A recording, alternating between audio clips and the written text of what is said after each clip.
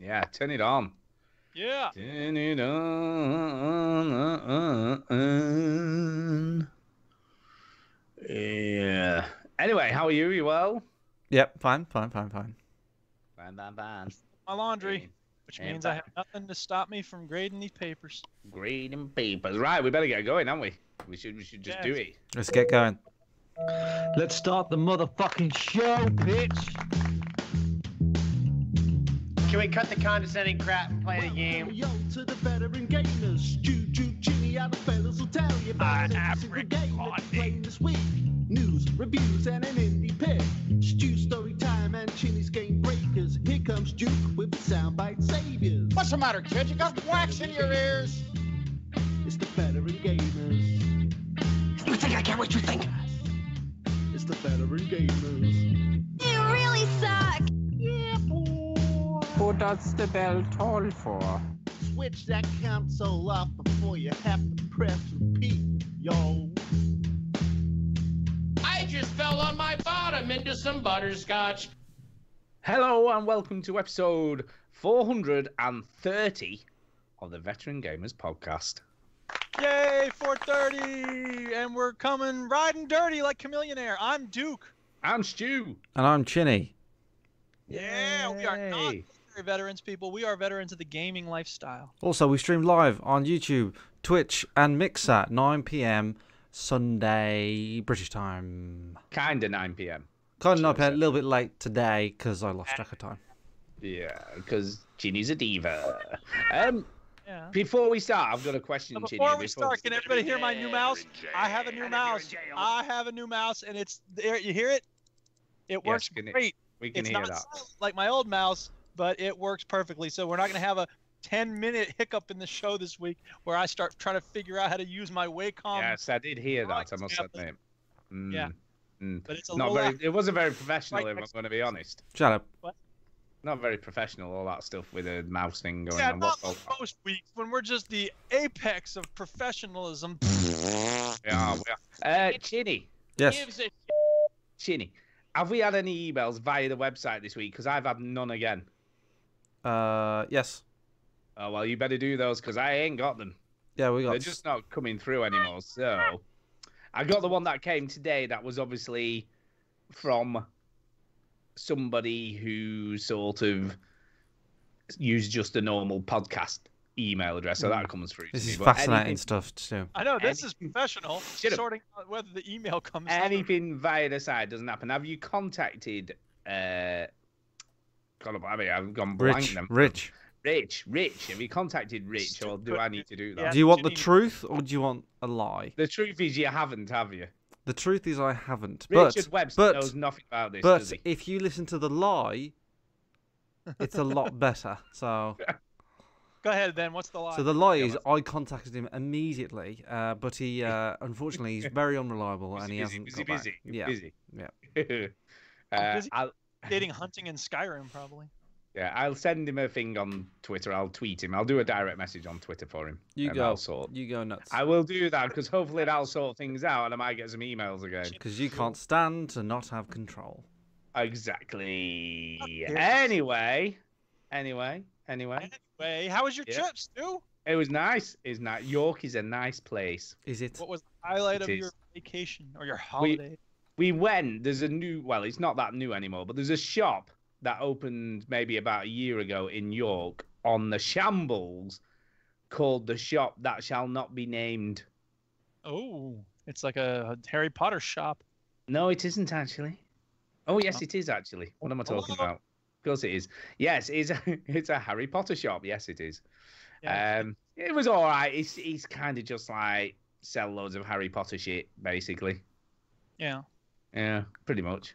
She had the wands and the Sounds stuff. Great. Thanks for sharing Time that turners, story. yeah. Beer. You know that like beer they have. Can't even remember what it's called.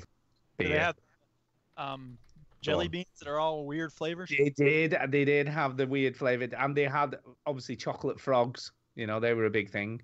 Why are they a thing? I don't, because they have them in the film. I don't know. Oh, But I kept telling Millie if she bought one, it would not really crawl up the window because in the film they crawl around. You see, they're made of chocolate, but you can eat them, but they crawl and stuff. Right. I'm like, that's not going to happen. And they were expensive, right? You could get them in like the fancy chocolate frog box, and it was like 12 quid. I'm like, no chocolate's worth £12. I'm sorry, it just isn't. Well, Yes, how much? Yeah. Yeah, not so How much much chocolate. chocolate is in there? You just got, I think it was like 3 frogs or something. I don't know. It wasn't a very big box, so you couldn't have possibly fitted that much in. I'm like, get a bar of dairy milk, job done. What's the matter with you? Might not be shaped like a frog, but it tastes the same. In fact, it Am I might taste right better. thinking there's a real frog in here? No, there's no real frog. It's chocolate. Chocolate frogs. A frog. A dead frog? Is No, it chocolate. cooked? No. What, a raw frog? You Yeah. were just talking about how much you love Monty Python, and now you have no idea what I'm talking about. You're bad. Usually the finest baby frogs, dew-picked and flown from Iraq, cleansed in the finest quality spring water, lightly killed and sealed in a succulent Swiss quintuple smooth treble milk chocolate envelope and lovingly frosted with glucose. So what you're saying is Harry Potter was influenced by Monty Python. I'm saying that Chocolate Frog is a Monty Python sketch that is classic. There you go. Maybe that's where it came from. Maybe that was the thing. It says morning lark's vomit. It does at the bottom of the label after monosodium glutamate. Well, that's hardly appropriate. I think there should be a big red label warning lark's vomit. Anyway, that's the end of that. Wow. I don't You know what, though? care about Monty You know what, Python though? as much as people do. That would be a thing now, because obviously with all this allergy business, like, because every restaurant now has to list every ingredient in case there's something you might be allergic to, like in the country. They'd have to have that. You know, that could be an allergy to lark's vomit. You know, it might be a thing for someone. Could be. Anyway, yes, I had a nice break. It was very nice. It was very nice. Yeah, we went there, watched Black Panther, watched that while I was away. Yeah, Wakanda forever, baby. Yeah, it's good. It's good. Watched Ready Player One. So I went Haven't to watch seen that on. About it. Went and watched that on Thursday. It's all right. It was all right. It's a popcorn movie. If you leave your sort of brain at the entrance when you go to watch it, it's fine. I always do that, especially with science fiction movies. Yeah, because a lot of people are like moaning and going, "Oh, and this isn't real, and if this really happened, if this was really an online game, this wouldn't happen." Now, let me ask this question: is there, when the person logs on, are there a bunch of people smacking them in the head, going "noob, fag, butt hurt, noob"? No, there wasn't any of that. You see, it wasn't very realistic, really. And that's not realistic, then. No, there was none of that. Yeah, it changes a lot from the book, so at least that was quite nice for me. Having read the book, at least it wasn't exactly the same, you know. So they do some different stuff. Some of the stuff I like better in the book than the film. Most things I like better in the book than the film. There you go. No, go figure. Yeah, it was all right though. It's kind of popcorny and it was fine. I could recommend it. If you're a geek. Review you know, of Player One. Yeah, apparently there's about 130 different references to stuff. Yeah. So you'll be kept busy trying to spot them all. I didn't spot all of them. I've seen a rundown of all the stuff that I've seen. I didn't see that. So there's a lot of stuff to be See it again, and you're gonna notice most of the stuff. keeping your eye out for.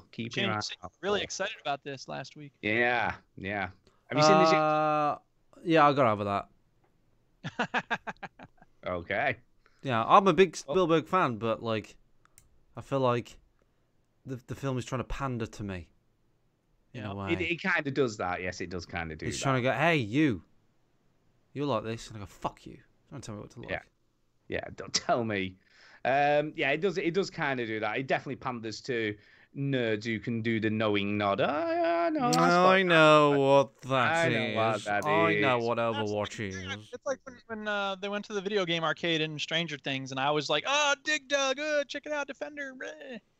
Yeah, it's the first generation of people that grew up with video games that now have the ability to put it into movies and books and, Right, and the things same like that. way that people, for 20 years we were treated to, dude, remember how awesome the 60s were, dude, check it out, the 60s, man, 70s, Days and Confused, oh my god. And now we're getting that with the 80s, and it's We are. Talking, but by the way, no, I am not done with my point. you're not done. The Go on, reason carry on, Days then. and Confused is brilliant is not just because it's like, hey, remember bell bottoms, It's bringing together so many different elements and many different worlds and telling really important stories. Everybody Wants Some is also a great movie. If anybody hasn't seen Everybody Wants Some, if you've seen Dazed and Confused, you'll like Everybody Wants Some. It does some of the same stuff with the 80s, the very early 80s. So I don't know. I think a show needs to do more than just be reminiscing about the 80s in order for it to be a good story. So, well, apparently the 90s is the new 80s now. There wasn't. I mean, unless because they've just released Everything Sucks, which is set in the 90s. What is it? Everything Sucks. Oh, great. Which is like a 90s thing. Hey, remember Reality Bites? Let's do that again. Yeah, there's a lot of references to Alanis Morissette and stuff. You know, that kind of shit. So many better things in the 90s. Tori Amos, lots of references to Tori Amos. But anyway, talking of arcade cabinets, as you mentioned them, what we should mention is that we're having a meetup, shouldn't we, Gina? We should mention that at every show that we do. We're having a meetup. Because we've been podcasting for 10 long, 10 years. Horrible years. Terrible years. We've decided to share the pain with everybody else. So we're going to go to the arcade club in Bury. And remember when I kept on promising that there was going to be a thing on the website? Yeah. Well, there is a thing on the website now. There is. I've seen it. So if you want to know more about it...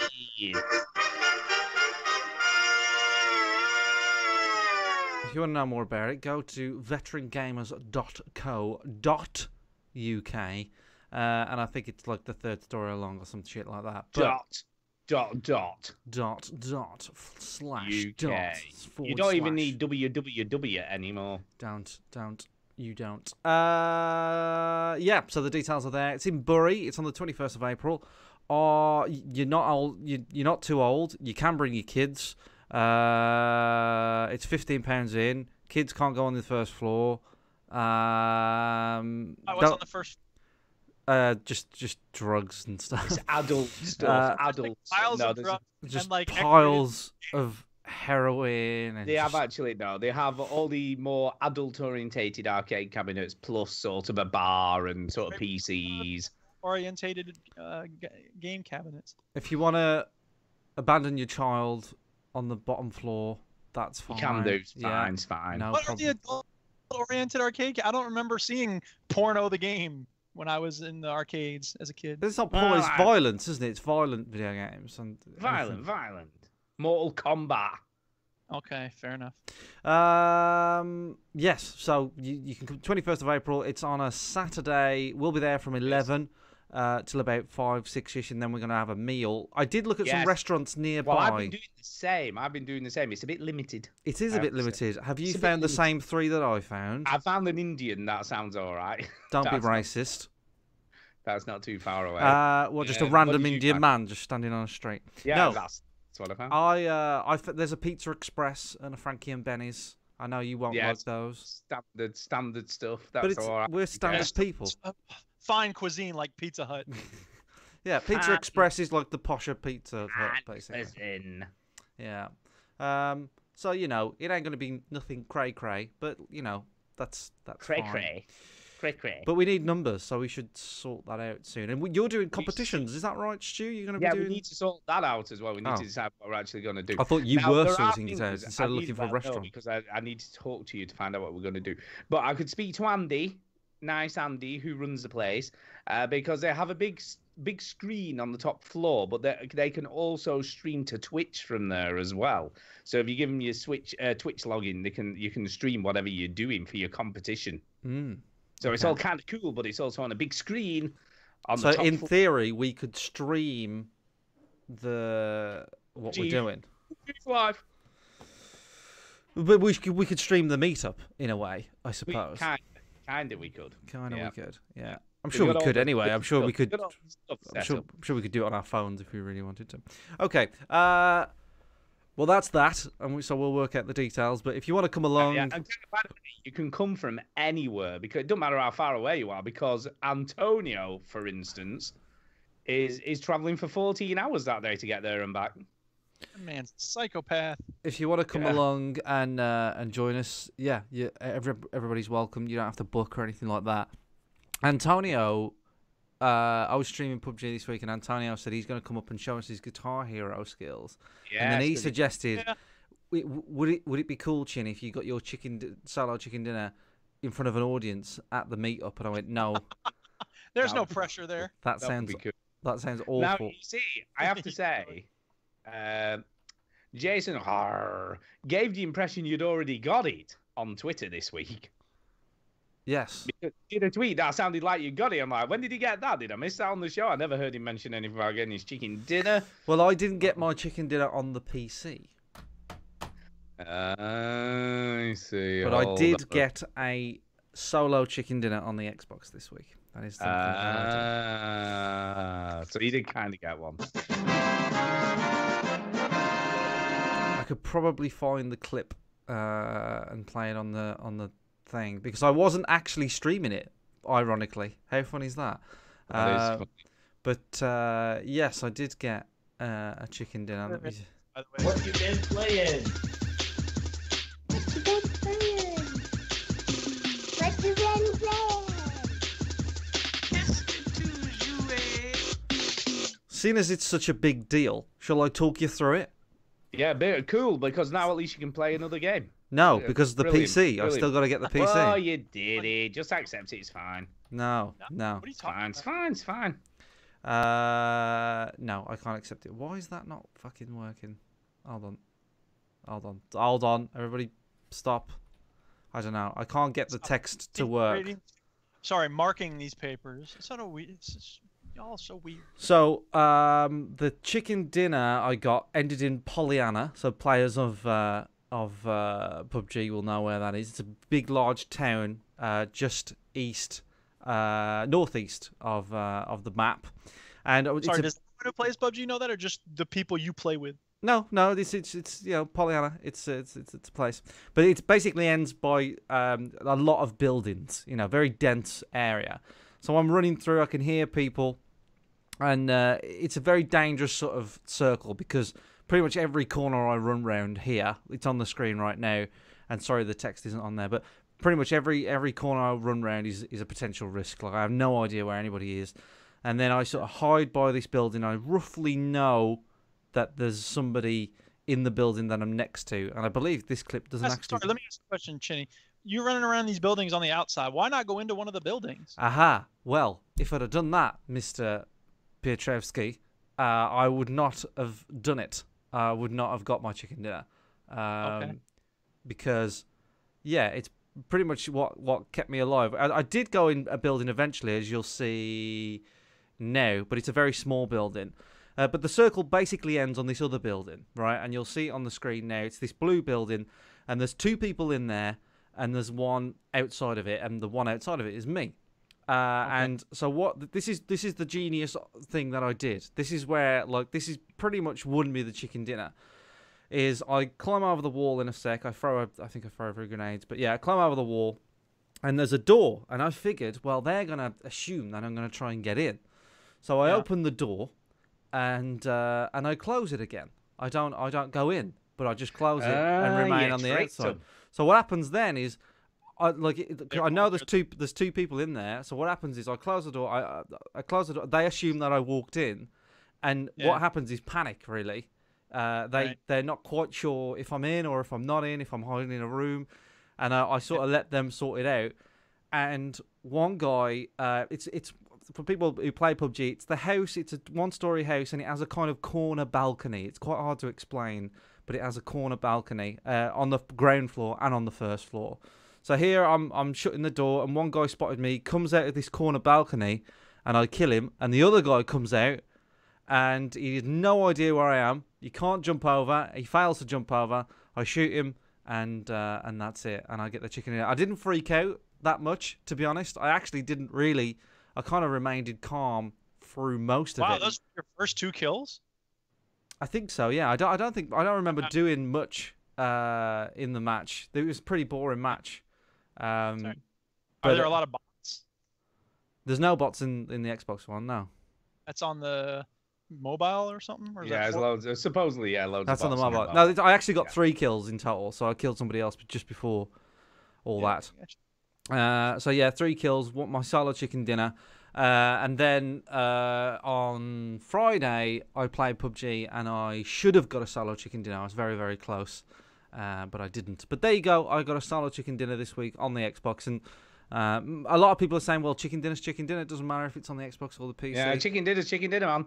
So Stu has an ulterior motive here, listeners. So the reason why he's kind of saying, well, you've done it now, because he wants me to play something else. That's what's going on. I want to play. I want you to play The Witcher finally and find out what you think.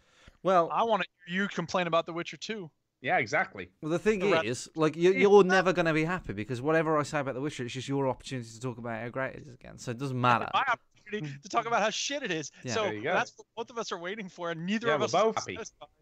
Yeah. No. So there's no one's going to win. But I have played. It's not about winning. It is about winning. Every conversation is about winning. Call yourself an American? I have played another game. Ooh. Wait, we're not doing round robin? I thought round robin was the way we're going to do And things. you're not going to know what it is until the break. So who's next? Zing.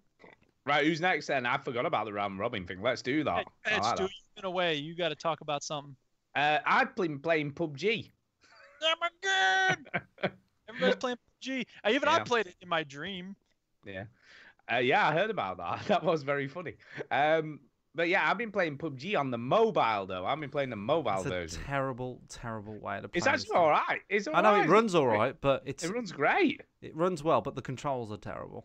Yeah, the controls are. Look, touchscreen controls are always going to be terrible, but it's not too bad because I've got it on a 10-inch tablet. So why did you play it? Because it were free. And it works. And it's actually kind of fun. On the second go I had, I came second. And I know there's bots and shit, but I'll take it. I'm not bothered. You know what I mean? Second. And to be fair, I didn't see that many people. What you're saying is, Stu, you're almost as good as Chinny. I am on my second go. But I had 3 kills up to that point, which weren't too bad. And they had loads of shit. Like, every person you kill in that game seems to be carrying a ton of stuff. The bots yes. Yeah, they're carrying tons of shit. The bots carry lots of stuff, yes. Yeah, so that's fine. But it was, I've got to say, right, when I was in the final 2, it is the most tense thing ever. I've got to say. And it was kind of cool because it was out in the middle of nowhere. So it was like no buildings around, and it was literally in the middle of, like, on the side of this hill.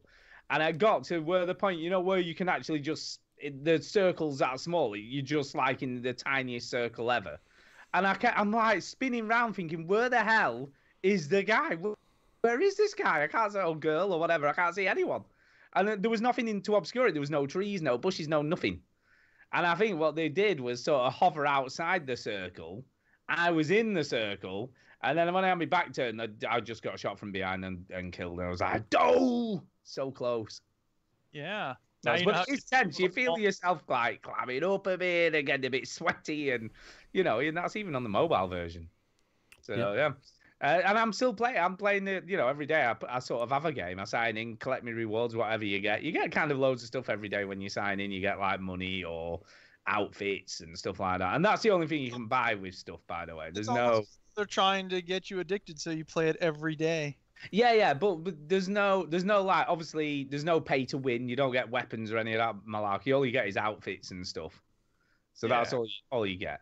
But it is kind of cool, right? Because obviously I'm like level 1 when I started that game, and because I came second, I went straight to level 5, which is like, even though levels mean absolutely nothing, it was still kind of cool to level 5 now. Look at that. And then today I played. There aren't any levels on the actual. On the PUBG. It makes no sense either, because it means nothing. It doesn't affect the game. It doesn't affect the way you play.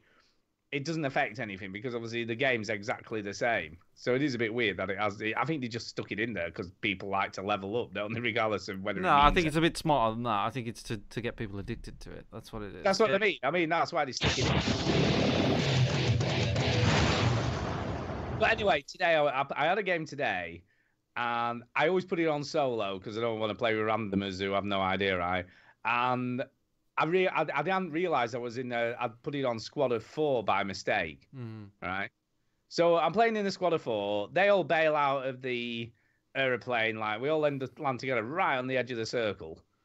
So I picked up loads of shit out of this house, got some armor and a helmet and guns and stuff like that. And then I set off. like towards the middle of the circle. So I started running off. I went, and they all sort of just hovered like on the outside of the circle forever. Right, I was sort of sneaking through all the bushes and stuff. They all got killed, and they'd never moved from where they landed, pretty much. Yeah. I was just like, what are you doing? Why are you not moving more inland? I just feel like the mobile version opens this up to all sorts of weird shit. People playing it on a train, and then like they've got to get off the train, and you know what I mean. Like you're not sitting with people that are just sitting down playing a video game. So I don't know. I could never really. And the aiming is awful. God awful. The aiming's not great. It does have a bit of auto aim on there, by the way. I've noticed that if you're close to someone and you put the down the sights on, it does seem to lock on to them more close. I know, but it's fucking shit. This is a terrible way to play this game. But have you seen what hackers are doing, by the way? I don't care what they're doing. The hackers are already on the case, and what they're doing is using keyboard and mouse. Well, so, yeah. Well, with an Android phone, I'd imagine that's pretty quick to do. Easy. Yeah, and that's what they're doing. So they're just playing like they're on a PC and winning, obviously, every game that they play. Because it's a bit unbalanced when everyone else is on crappy touchscreens, or quite a majority of people are doing it. But yeah, it works well, though. You know what? And you look at it, it barely looks any different. Looking at this, it doesn't look much different, does it? Well, in fairness, if you look side by side to like the actual game, you actually realise like it looks a lot different. But you don't notice. I'll give you that. No, I say that, but when you look at it like just at a glance, it really doesn't, does it? But yeah, you don't notice. But yeah, they are very different. The graphics that you get. Because let's be honest, right? It runs like jank on an Xbox One.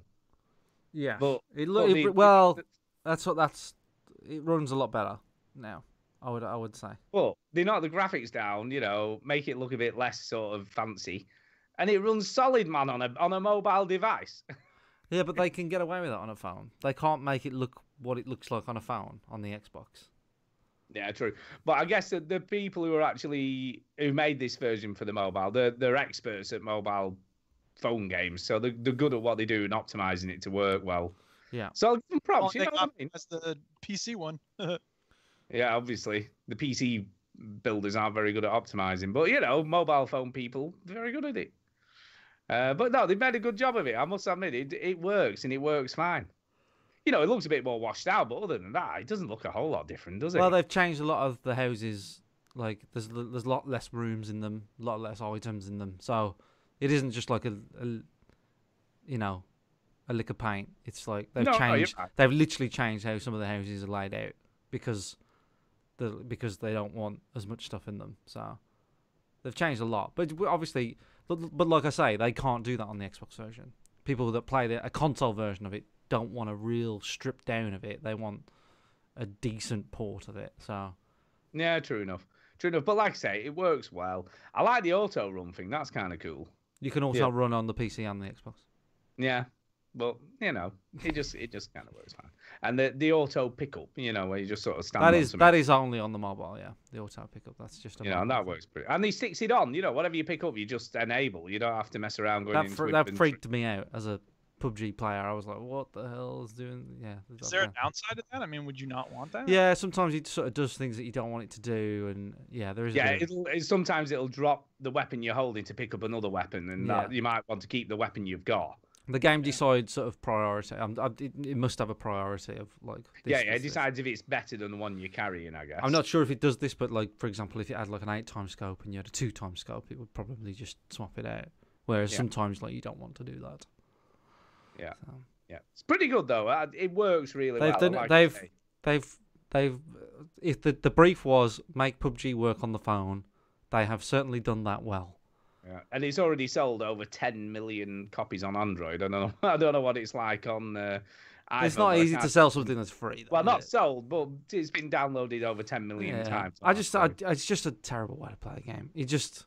I played it twice and I was just what, though? I'm done. For somebody who hasn't got a PC that can run it and hasn't got an Xbox, it's fine. You have got a PC that can run it, I think. Kind of. I can't be bothered though. Well, there you go. That's your problem. And I don't want to pay for it when I can play it for free on a mobile. It's not the same game, man. It's not your game though, is it? Let's just. It's not my game. So playing it like a bit more casually on mobile is fine for me. It's not your game. You don't like games where you got to face other people. And I'll tell you what is quite cool. And I don't think he does this on PC or Xbox either. If someone's shooting at you, you get a little thing on your screen showing which direction they're shooting at you from. Yeah, because that's true. Well, there's I suppose it's to make it easier on the. You're less likely to be. Well, yeah, I suppose you could have headphones on, but yeah, I don't know. That's kind of cool. I think that you would argue on the Xbox that might be a bit too easy, or on the PC. Yeah. But the map's cool as well. The way you can just sort of touch the map, bring it up, touch it again, it's gone. Yeah, that works well. That works pretty well. They've done a good job, to make a mobile version of this thing. They've done all right. Mm-hmm. It could be definitely a lot worse. Oh yeah, definitely a lot worse. So anyway, that's it for me for that one. So over to you, Duke. Yeah, I actually bought a game on day one. Will wonders never cease? They will. As you all know, I'm a big fan of the Far Cry series, and Far Cry 5 came out this past week, and it worked out perfectly because it's my spring break week. Yeah! So I bought Far Cry 5 on day one. I actually woke up and immediately went in and turned on my computer and bought it and started downloading it. And first of all, I think that the setting is very interesting because the politics of Far Cry 2, 3, and 4 are a little sketchy. 2 was set in Africa, 3 was set in some undisclosed island, South American nation, and then 4 was in India. And I think they got a little better each time, but there's still, in 2 and 3 especially, there's a lot of this, exoticization of the third world and, the savagery. And, I don't even remember in Far Cry 2 who the bad guys were. It was just like these unknown members of some, political movement. And it's all about, just crazy people in Africa killing each other. That was the whole story, basically. In Far Cry 3, it was, people in the jungle and this guy's just crazy. And there was this weird sexual element where the priestess took you in and she was having sex with you in order to make you into a warrior or whatever. Who knows what the hell was going on? In Far Cry 4, it was a little better because now we're in India and it was the main character. You play as somebody who is from India and you're, trying to find your family's roots and learn about your, mother and father and their background and stuff. And the villain in Far Cry 4 is actually kind of westernized. So it's kind of an interesting inversion of that formula. Because in Far Cry 3, you're this, freewheeling, pretty well-to-do white guy vacationing in, Costa Rica or wherever the hell it's supposed to be. And, the dynamics of that are kind of sketchy. In Far Cry 5, it's set in Montana in the United States. And there's this crazy suicide death cult, religious fundamentalist bunch of wackos taking over Montana. And it's very interesting because it takes that same formula of there's this person destroying this part of this country and puts it in the middle of the so-called heartland. So I thought that was very interesting because now we have a different kind of, setup here for whatever's going on. It's more Far Cry. Like that's, Is that it? It's more Far Cry. What's the storyline? What's the story, though? So the story is the death cult is taking over this area in Montana, and you're I guess like a sheriff's deputy who goes in as part of a, mission in a helicopter. When do you get to see the balls fucking? We'll get to that. I want to just forget the story and the politics. Is this actually Duke's playthrough? Is this you playing? Yeah. I linked to it, yeah. So you're the one who shot the bulls fucking, is that right? That's or the bull fucking the cow? Well, you would have to do it, Stu, if you played the game. Yeah. Anyway, to answer your question, Stuart, you go in to try to arrest him. I don't want to give spoilers for the start of the game, but things go wrong, obviously, and there's a pretty cool moment in the beginning of it. And when I say cool, I mean really gruesome, but powerful. And so then you end up. It's interesting because in each of the games, I think, in 3, for instance, you end up in this like prison camp, right? And you have to break out. It's pretty tense. In this game, you basically just end up running through the woods, and it's not clear at all where you're supposed to go, and you're just wandering around, and it's really kind of crazy at first. And then you end up meeting with someone who tells you, hey, there is a resistance movement, and why don't you help us out? And then, of course, you become the leader of the resistance movement, and my God, you're the one who's chosen, and whatever. Wow. There is a weird element in terms of the characters, because these cults and these militia groups, especially in Montana, they're not fictional. We do have groups in the mountains in the United States who are like, we need to protect ourselves from the government and stockpile a lot of guns. And they're pretty religious fundamentalists in this weird warped vision of Christianity. They don't tend to have a whole lot of racial diversity in their organizations. So for the Far Cry 5 game to have black folks in these militia groups, it just feels wrong. Like, it doesn't make sense. So it's a bit like the black captains in the last Call of Duty game. Is that what you're saying? I guess. I haven't played that, and I remember Chinny talking about it, but I don't know too much about that. Sorry, Duke. Do you think it's kind of like I know what you're getting at? Do you think it's maybe just not a fight that they wanted to pick with this game? Oh, I'm sure, but it's weird because there are political elements in the game, and I know that they didn't. I don't know. I guess I think that the worry that they might have is that people feel like the game is being racist if they're showing this organization to be racist. And the crazy thing, of course, is that they're happy to make them these Bible-toting religious lunatics. So that is what it is, and that's in the game. I would think there'd be blowback from that, but what? Maybe they anyway. I don't know. To me, like, it seems like making this game, you're setting yourself up for a lot of controversy, Of course, sure. So why do it in half measures? If well, you're do my argument to that is like, okay, this isn't a game about racism. This is about, crazy cults. Religious like. Yeah, but unfortunately, you can't really separate those. No, I know, but they looks like they did. Like they just. I bet it was a discussion. I bet they discussed it. May have been. It may have also been the type of thing where it's like, look, what we're going to do is we're going to make it. Sorry, I'm getting a message from my student teacher about some student who's not happy with her grade. Yeah, it's okay. I'll deal with it later. I think that, I can see it being the type of thing where they, make all the background characters and, they put in a little racial diversity because it's good to have that in a population in general. And then, when they assign people to the cult, whatever, they'll include some black folks as well as mostly white folks. I can't really fault them for doing that. It just, in terms of the verisimilitude of the organization, it felt weird. I was like, why would a black man join this religious death cult? It doesn't make sense. I remember you saying that when I was watching you play the game, because I watch your streams, because I'm nice like that student doing anything. But I don't know. I just feel like it's just not something that you either go all in or don't, like Mafia 3 or not, or Wolfenstein 2 or not, Yeah, that's what I'm saying. Why do that in half measures? You just but or you either do it or you don't. Is what I'm saying. Yeah. And they didn't because they don't want they just didn't want to do it. I can sort of see why they didn't want to do it, because then it kicks up a whole they've got to make can of worms. Say again? Can of worms. It's a can of worms, yeah. And like they're already like treading on eggshells as it is. So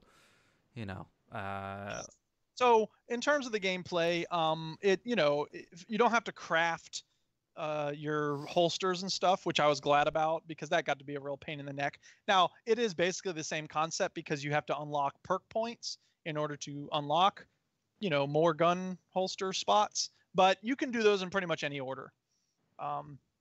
You also have companions, which I think is new. Eventually you can unlock 2 extra spots. So you can have a dog with you, and then I have this woman who's a really good, sort of sharpshooter. So she's covering me from the mountain while the dog is going and disabling the people, and so I can shoot them and stuff. It's a good system. We've seen it in all these other games.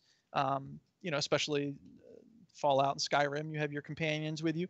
These folks don't ever really die. I think they get wounded in action, and then they're out of commission for like 10 minutes or whatever. So there is you want to keep them alive. The guns are good. You know, you got all sorts of scopes and you can paint stuff and all that. In terms of the storytelling, so the map is split up into 4 sections. Well, there's 3 sections, and then there's 4 main antagonists. You have the main guy in charge of it is named Jacob Seed, I think, or Man Bun. Yeah, exactly. Yeah, Man Bun. He's got a man bun. But it's interesting because he's wearing these yellow aviator glasses. Yeah. That's a reference to David Koresh, who was another one of these religious nutcases in Waco, Texas.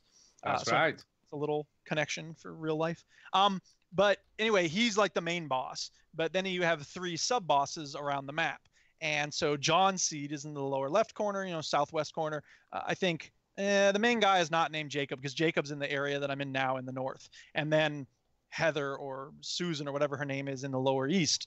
Colzan says it's Joseph.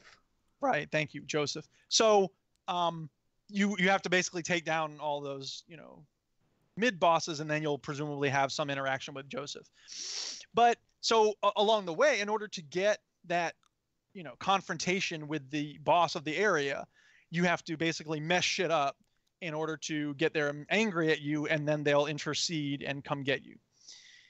And that's a fine system so far as it goes, but it means that before I took down that boss in the southwest section, he would go and fetch me several times, and you have these long cutscenes where everything's blurry, and we had this in 3 and 4 as well, where you have these, you know, everything's blurry, and it's like, you know, you don't know the power of this movement and whatever, and you know, especially in this game, and I get the sense it's probably the area I was in more than Jacob's area in the north is a lot of nature. I was doing a fishing quest, and now I'm doing a hunting quest. So can I just go back? I mean, what was the cow quest? What were you doing now for? What was that? So let me get to that in a second.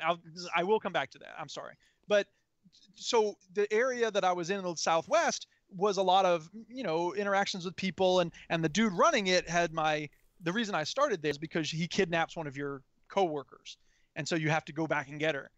But every time you go, you know, he takes you to his compound, and it's this weird bunker, and everything's sealed up so you can see her, but you can't get to her, and everyone's being tortured, and there's so much torture porn in this game. It's really unsettling because the point is apparently like, oh, you're going to see how horrible these people are, and it's going to make it more satisfying when you finally kill them.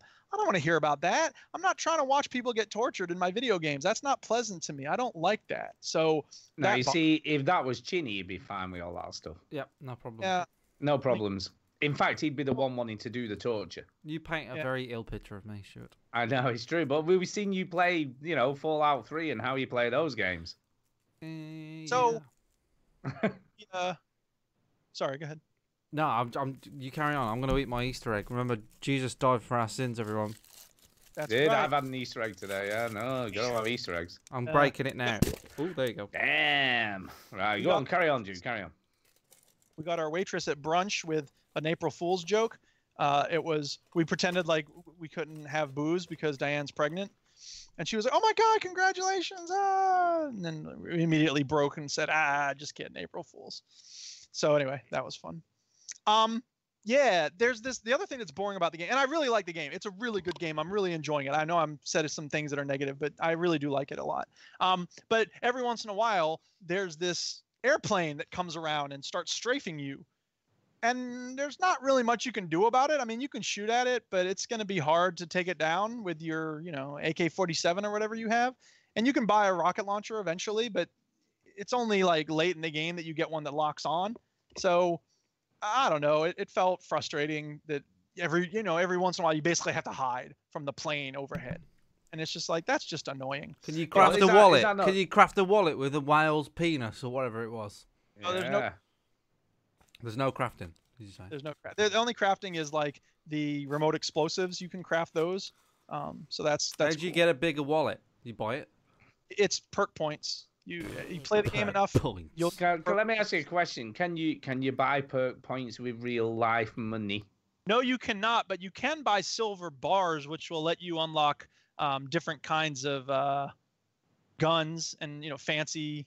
There's also character customization, which made no sense. I suppose that's for the Far Cry Arcade, which I haven't even touched. That's the multiplayer stuff. I haven't gone near it. I don't really care about that.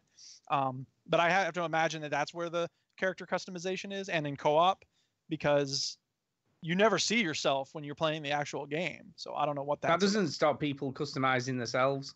I know, but people do it anyway, even if you can never see your own character, because other people see you, I guess, in multiplayer. But once I realized that I wasn't going to see myself, I stopped caring about it. They'd say, you unlock this shirt because you did this mission, and I'm like, I don't care about that now, because I'm never going to see myself. So anyway, the thing that's most satisfying about this game is what you just showed on the stream, Chinny, which is blowing up things. It's so satisfying. You have those remote explosives, you just toss it and you come on, fireballs, people, bodies flying around. It's so awesome. But I got so used to blowing things up with those remote devices that there was a truck of bad guys coming around the corner, and I put an explosive down and I hid in the bushes, and as soon as it drove past, and then the big red thing on the screen goes, "Do not kill innocent civilians." And I didn't realize that truck was carrying some prisoners in it. And I was like, "Ah, oh, damn it." Oops. So, yeah, you can see the plane flying around above me there. There's a glitch in the game. You see me on the stream right now. I'm going to this silo, the red silo. Yeah. There are 14 of them in the area to the southwest. And you're supposed to blow them all up. And I did. But it still says I only have 13 blown up. Ooh. So Ubisoft is apparently working on it, because on their forums they were like, "Thanks for letting us know. Post screenshots if you can." And I was like, "All right." So I did. And yeah, it's very frustrating that I can't finish that quest because, whatever. So did you physically blow one up and it just didn't change? You had 13 and then you blew the last one up. It looks like it's gone. It did blow up. It's just the game doesn't register it for some reason. So you had 13 and you still had 13 after you got rid of it. Right. That's not good. So anyway, I need to shout out Defoe, because he said, "Hey, what's your Ubisoft username? Let's play co-op." And I was like, "Oh, I actually don't like playing co-op in these games. Sorry. Thank you for the offer, but no thank you." So, whatever. You bastard, Duke. Yeah, so you didn't? Ugh. No. You I added it. Person. I haven't. So, whatever. Evil. The silo mission bug. I mean, like I said, look, the 90% of the game is totally awesome. It's running around shooting bad guys. The part where you liberate outposts is just as awesome as it always is. It's what you love, Duke. It is what I love, and the side missions are fun. So, okay, the testicle one, right? So, spoilers for the testicle mission on Far Cry. Warning! Since you asked so nicely, there's this the main town you liberate in the southwest part of the map is called Falls End, and it's all about. Would you fast forward on the stream past the torture area? Actually, I'm not trying to watch this again. Whatever. So they have this. The Falls End has this festival. It's called the Testy Festi, and it's all about eating the testicles of bulls. And the chef says, you need to get them when they're at their prime or whatever. In other words, when they're having sex with cows. Yeah. So the mission is to let out a whole bunch of cows and thank you, by the way, to let the cows run around. Get them shagging. Exactly. Getting down the business. Exactly. And they start attacking you, and they can do some damage. Those puppies are hardcore. Do they fuck you? No, but they do run at you and kill you. Oh. I've got to ask, as a vegetarian person, yes, did you have any issues with this? Did you feel a bit funny killing all these innocent bulls that had done nothing to harm you? Yes and no. I mean, that is distasteful, but on the other hand, so is murdering hundreds of people. Yeah. So yeah, but you're not going to eat people, are you? So that's not as bad. But the thing is, I don't know. I don't want to speak for you here, Duke. But the thing is with Duke, Stu, is that he's got some sort of intelligence to realise that this isn't fucking real, Stu. Yeah, it isn't. But even so, I'm unsettled by the torture in this game, and I'm not as unsettled by the killing of cows. Because you're weak, Eric. You're weak. You're weak. And you gotta book up. Doesn't stand up to me. All the horrible things in this game, the cow killing isn't really on the top of that list. It is true though. But I saw you set them all on fire, man. That's terrible. You murder hundreds of people. As soon as you got to shoot a dog in a game, you're like, fucking hell. Yeah, exactly. But the thing about the setting them on fire, you have to do that. The mission, the reason, I don't remember who was watching me play, but somebody was watching me play it, and he said, Antonio was there. Who was that was telling me? Or no, it was Simi Boy. He said that he couldn't get the mission to finish, and then what it turns out is you have to kill them in certain ways. So you have to run over one of them with a thresher. You have to set one on fire. So I didn't have a choice about that. Why does that matter? Why does the chef care how you killed the better, man? What, if you set it on fire? Yeah. That's what he said. It's got to be already cooked. They're well done. Yeah, exactly. It's got to be already cooked before you even give them to him. Exactly. Those dudes with the gas, the flamethrowers and the gas tanks on their backs, they are monsters. They take like 20. They're bullet sponges. They take like 20 shots to go down. So you can't kill them. Oh yeah, you can kill them. Things like you can in the Division. I just saw that happen. It's hard to get to them because they're always moving toward you, and the gas tank is on the back, so whatever. Yeah, I've got to say the structure of Ubisoft games just doesn't change, does it? Because there's no towers though. There's no towers. There's no towers, but there are towers. There are towers. There's towers. I mean, not many. Like, it's funny because the first one you climb, the dude in your ear says, "Don't worry, I'm not going to have you climbing towers all over this area." So there's a couple. Yeah. But yeah, what I was going to say is though the structure is very similar to Assassin's Creed Syndicate. Oh, yeah. Because that's how that works. Because you've got loads of sub bosses in parts of London, then you have to go and take them out, and then once you've taken them out, you get the chief boss. You know what I mean? Which is whatever. Far Cry 4. So that's it's the same structure for every bloody game, though, isn't it? You could say that about the weird, stupid games that you play. It's like, oh, no, you're just some child, and you walk through, and you go through some story, and it's all sad, and then somebody dies because they blew up their chicken, and pretty much. Oh, it's just like you walk through, and you read their stories, and you have to read their stories, and they're so emotional, and there's no shooting in the game, there's no running in the game. You just walk through and just read their stories. There's actually talking of. I haven't put this in the news this week, but there's an RPG coming out.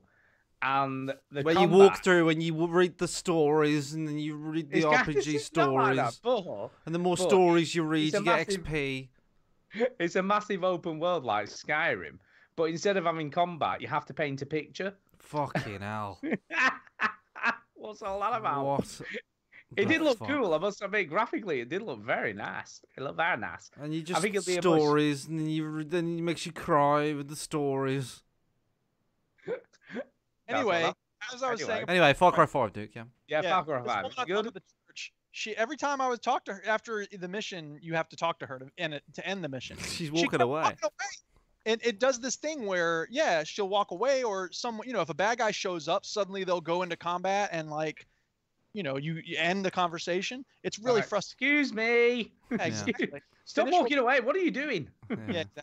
So anyway, the nice thing though about that is that they build. We've said this before. It's weird when you start talking to someone and then they, something happens and then you come back to them and then they just start talking again. In this game, if that happens, they'll say, anyway, like I was saying. Oh yeah. That's good. So it's a very small thing. It's a minor aesthetic detail. GTA are very good at that. They do that as well. Like you crash the car and they're like, whoa. Anyway, like I was saying, they do that. Stop whining about minor aesthetic details. There are three. The holy grail of GTA would do that. Well, that was me, actually. Minor aesthetic details. The last thing I'll say about it is that, and again, my main review is awesomeness. Awesome. I love it. I'm having so much fun with it. Mm-hmm. It's a great game. Far Cry 5, just in case people. You're just a Ubisoft fanboy, aren't you? I am a Ubisoft fanboy these days, and you know what? I'm taken with this game in a way I'm not taken with Dragon Age and Quiggy Gwig. So my BioWare fanboyism seems to be on the decline, and it's gone, man. A lot of people's BioWare fanboyism has declined. Yeah, but I'll say this.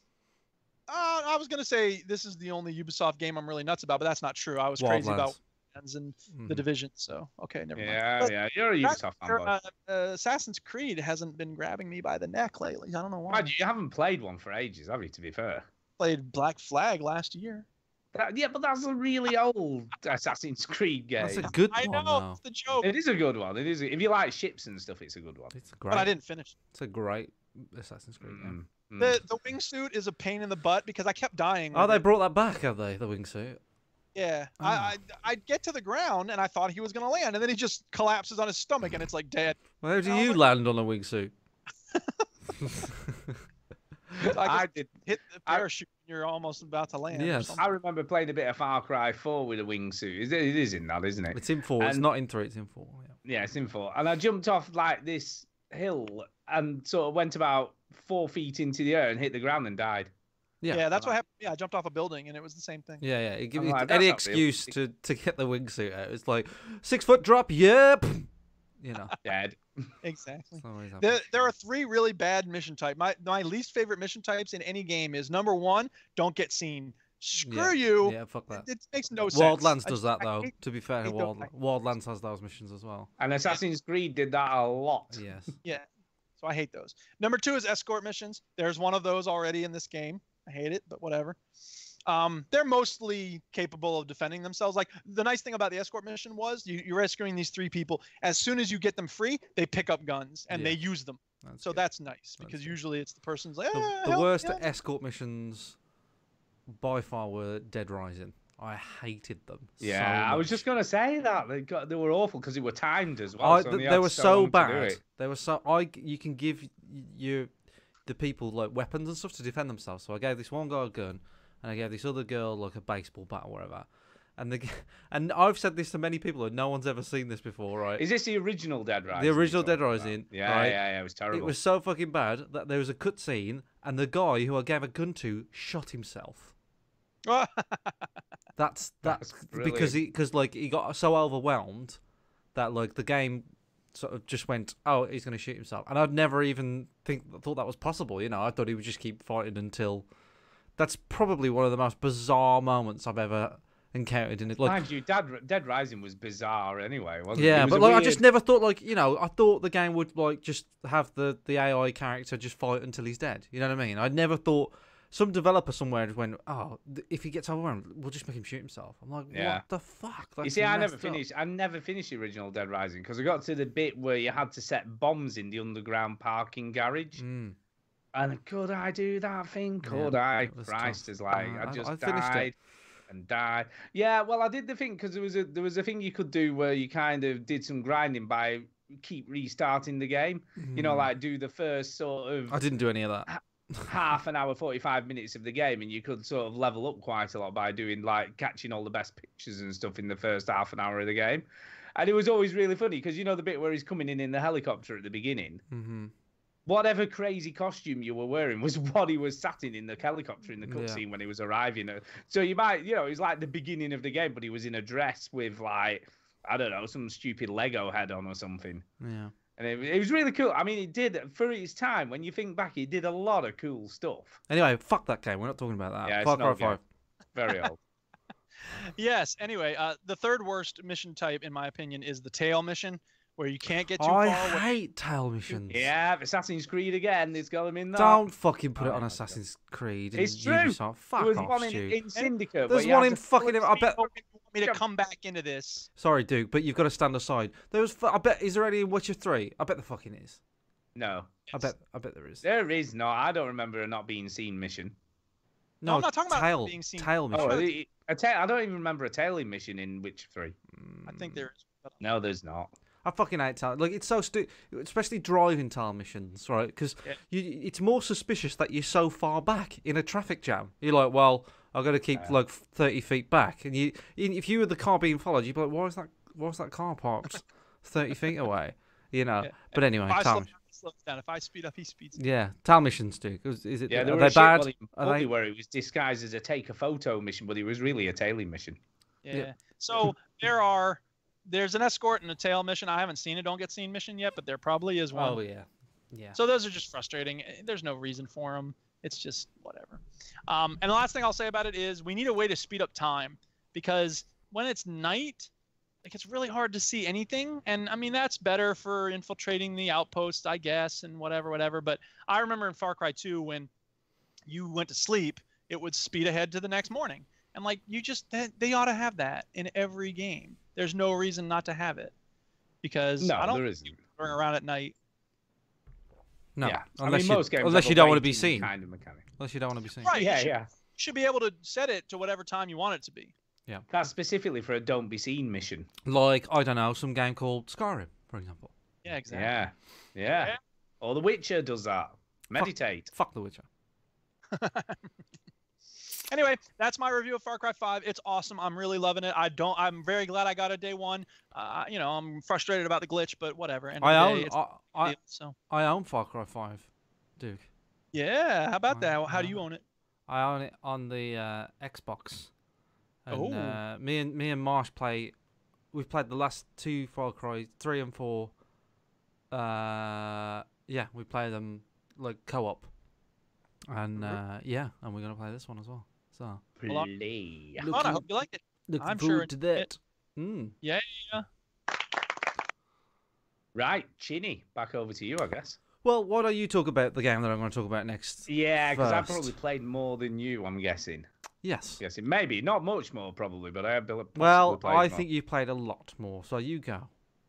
Yeah, A Way Out. A Way Out. So I got this. Millie and I are playing it. Couch co-op, sat next to each other, 2 controllers, job done. I'm not massively impressed so far, if I'm being really honest. Really? Yeah, refer way in, and it's like they mashed up the Shawshank Redemption and Prison Break at the beginning, and it's like you can pay, you can pay an homage to a film, but some of the scenes in this at the beginning are taken straight out of either Prison Break or Shawshank Redemption. Yeah. You know what I mean? Like for like, almost. It's not even like an homage. It's just like, oh, let's do that scene out of that Prison Break film because that was kind of cool. And I'm like, what the hell? And they're not even that well done. And I'll tell you what, this prison has the worst security of any prison that's ever been, ever. Because seriously, some of the stuff that happens in this prison is like, that would never happen in real life.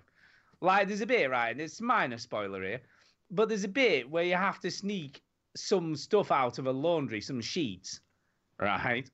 And you do this by one of you hiding in the laundry basket with wheels on, and then you push it into obviously the bit where the guards are, and then they sort of have a quick look in it, and it's like there's a massive human being inside this thing, but he doesn't. It's all right because he pulls a blanket over himself or a sheet, and he can't. The guard doesn't spot him in there. And I'm like, that would never happen. You can't just smuggle people out of an area like that in a prison. So I've never been to a prison. No, I guess not.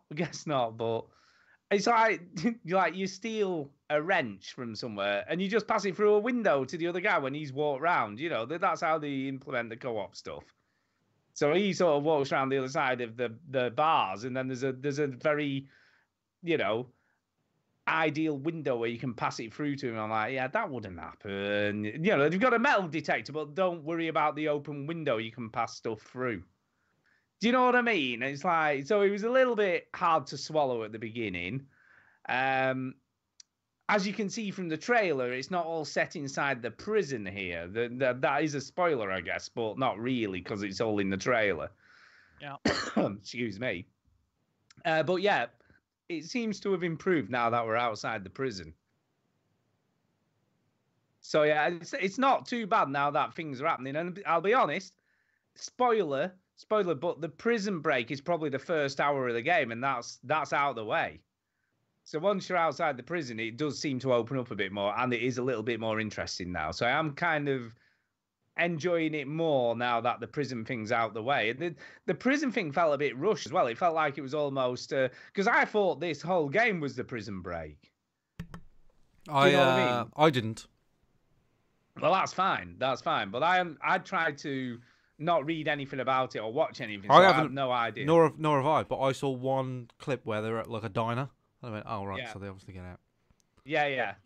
And like I say, that happens way quicker than I was anticipating. And like I say, it was the first hour of the game, and then you're out of prison, and that's that job done. It does do some cool stuff. There are different ways of doing things. There's like there's quite often a binary choice thing where you have to choose between doing it one way or another. So one of them will go, well, I think we should do this next bit this way, and then the other person will go, no, I think you should do it this way. But you as the co-op players have to agree on which way you're gonna go. Mm-hmm. So that's. So how you been getting on with playing with Millie then? What's interesting with Millie is, when I want to shoot shit up, she's like, no, let's do it the other way. So she very rarely will let us do anything that might be remotely violent. You know what I mean? If it's like a violent way of doing something, I'm like, yeah, let's do it that way. And she there's a bit I don't want to give any spoilers because obviously you won't have seen no, any of this stuff. don't give any. There's spoilers. a bit where it would definitely involve a lot of shooting and stuff, and a bit where it's a bit more sneaky. And Millie's like, no, let's do it the sneaky way. So she's not interested. Is that in because she's more of a pacifist, or she just doesn't like shooting games? No, I think she's more of a pacifist. She's definitely not into. She's no. She's not bothered about shooting as such. You know, she's done the fighting stuff. She was kind of, you know, obviously you'll have done some of the punching stuff at the beginning of the game. I'm guessing. You know, where you have to fight people. No comment. How far are you in it? Do you want to know? Are you actually in the prison? You want to know? Go on. Okay, so me and Marsh block out Wednesday night to play A Way Out. I'm excited. That sounds good. I'm so excited all day. I can't wait to play it. It's a game. Me and Marsh have been playing co-op games for years. Years and years and years. I've known Marsh since I was 8 years old. He's my nearest and dearest friend. So Wednesday night, okay, great. Puts the kids to bed. His dog's dead or whatever. I don't know what he did with the dog. His wife's on the settee with him watching the iPad or whatever. And he's like, great, here we go. Game time. He's bought the game. I haven't bought the game. Yeah, so you're doing the free person. So I download the trial, like I should. And meanwhile, while I download the trial, that's when I got my solo chicken dinner, by the way. So do that, load it up. Great, here we go. Sends me an invite. Authenticating. Loading. Oh no. Loading. Oops. Loading. Okay. Let's quit the game. So we quit the game. Start it again. Loading. Restart the Xbox. Loading. Oh jeez. Apparently some people online trying to reinstall the game. Loading. Google it. Lots of people with the same issue. Didn't get anywhere. Oh dear. So it doesn't. So what you're saying is this: you only need one copy of the game. Thing doesn't actually work very well so far. It didn't work for me and Marsh. Right. I've heard journalists talk about it and say that it worked, and I've heard other people that have bought it and that it's worked. But I also read up when I googled it. There was lots of people. And there was loads of weird things. It's like, oh, you know, there's like, oh, you know, if you're a gold member, or if you're offline, if you're appearing offline, and there's loads of like weird theories and stuff. And I just thought, this is bollocks. Like I'm not gonna fucking, you know, they should have thought about it. Do you know what I mean? If I'm appearing offline, or it's like, that's not my fucking problem. That's their problem. They should have thought about that. So were you appearing offline? Was that one of the things? Well, yeah, I was, and then I tried it online, restarted the Xbox, everything. I did like loads of stuff, and I was like, this is fucking dumb. It's obviously not working, and it proper pissed me off. So fuck this game. I'm done. Are you really not going to play it due to that? No, I'll probably play it. But you'll have to, because Marsh has bought the game. Yeah, and he can't play it with anyone. I even considered driving round his house and going, right. I know, that's been fine. That works. Yeah, I'll go around your house. Go-op is fine. Yeah, but no, I didn't get a chance to play it, which I'm gutted about, because it's a game that we've been really looking forward to, and it didn't work. But I have Far Cry 5 as a backup, so next Wednesday when we play, I've got Far Cry. If we can't get it to work, then at least we'll play Far Cry 5. Because he says that, to be fair, he's really enjoying that, and he'd rather play that at the moment. But obviously, if we started this, he'd probably be into it as well. But yeah, I've got to say, the voice acting is really good. The scripting is actually all right. You know, it's very authentic sounding. And I am intrigued by the story because, you know, both of these guys, and it's a bit weird as well because I thought these guys knew each other. You know what I mean? Outside of the prison, or you know what I mean? But they're only introduced to each other in the prison. Mm-hmm. But they have a common enemy in sort of both of them have. You're basically giving spoilers now. Yeah, that is kind of a spoiler, I guess. Yeah, But so shut the fuck up, is one. Very much at the beginning of the game. Shut up. Okay. Jesus. For example of that, Stu is convinced that he's not giving a spoiler. Yeah, sorry. But yeah, it's so far, like I said, I was a bit disappointed with the start, but it is getting better as it goes along. Yeah. So it does seem more interesting as you're playing the game.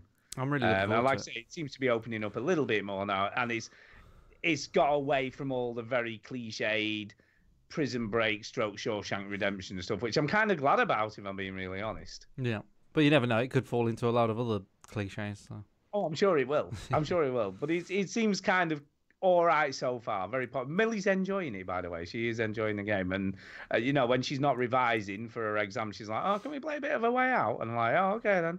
Mm-hmm. And it's quite cool because there's like it is split up into quite nice little neat sections of gameplay. So it'll be like they're almost like scenes in a movie, I guess. The scenes in a movie. Episodes or something, yeah. Yeah.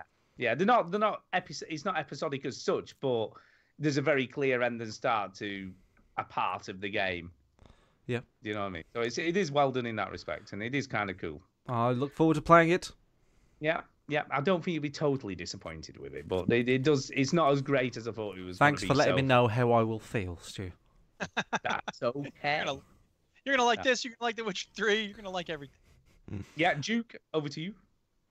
Rocket League did a cool thing today with April Fools. They had this, every time you log in, they have like the news, on one of the panels on the right, and they said the enormous hat glitch. And so I read it and I was like, what? And they said on their update blog, it said we've had some problems with hats appearing oversized on people's cars, and it has to do with the chronometer or something, and we're just gonna let it run its course. It'll be over soon because the update's gonna come and take care of it. So it's their way of saying for today, April Fool's Day, you get to have enormous hats. And so I posted one to Facebook of one of my cars with the pork pie hat, and it's enormous. It's so funny. It looks so cute. It's got the big old hat sitting there. The problem with this is like that because it's the people probably want to keep it. Yeah, people are like, oh, I love that. Let's keep that. I'd love to have that hat on all the time. Well, it's like Derby. Sorry, well, did you see what Pokemon Go did the sort of April Fool's thing today, which was 8-bit Pokemons on Pokemon Go? But I'm like, people will probably want that. People want 8-bit Pokemons. Oh, and Minecraft did like a weird texture thing, but I have Optifine on, so I don't know what it looks like. But apparently everybody who's coming into the server was like, what is up with these textures? Oh my god. And by the way, Stu, you got Chinny and me to download the new Tamagotchi app. Piece of shit. What a garbage that was. Holy crap. Yeah, if you tell me you still have it, I'm going to hate you for it. I haven't even tried it. Good, don't. Just delete it before you even try it. I didn't even download it, so I don't have to delete anything.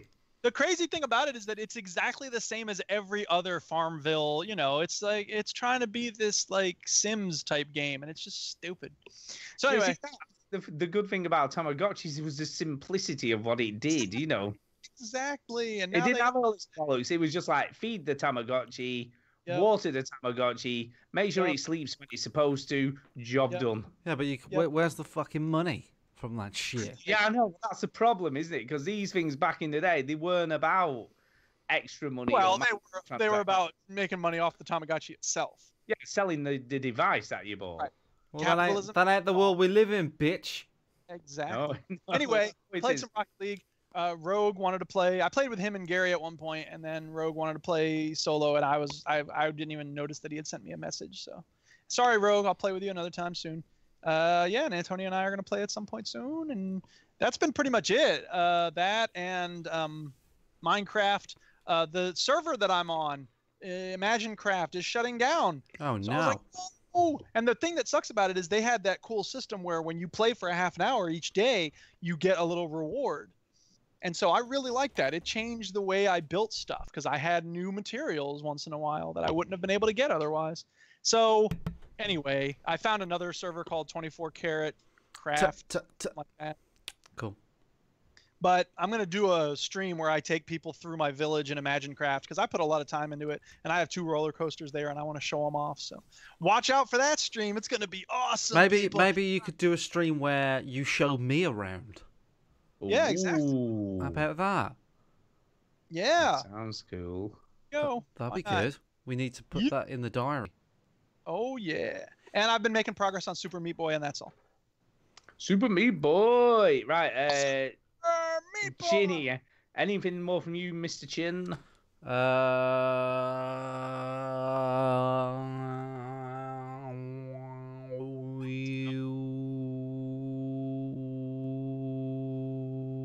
I guess that's a no. I played Pure Pool for like 5 minutes. It's a good game. I enjoyed that. Game. Hey, Tara's here. Say hello, Tara. Hi.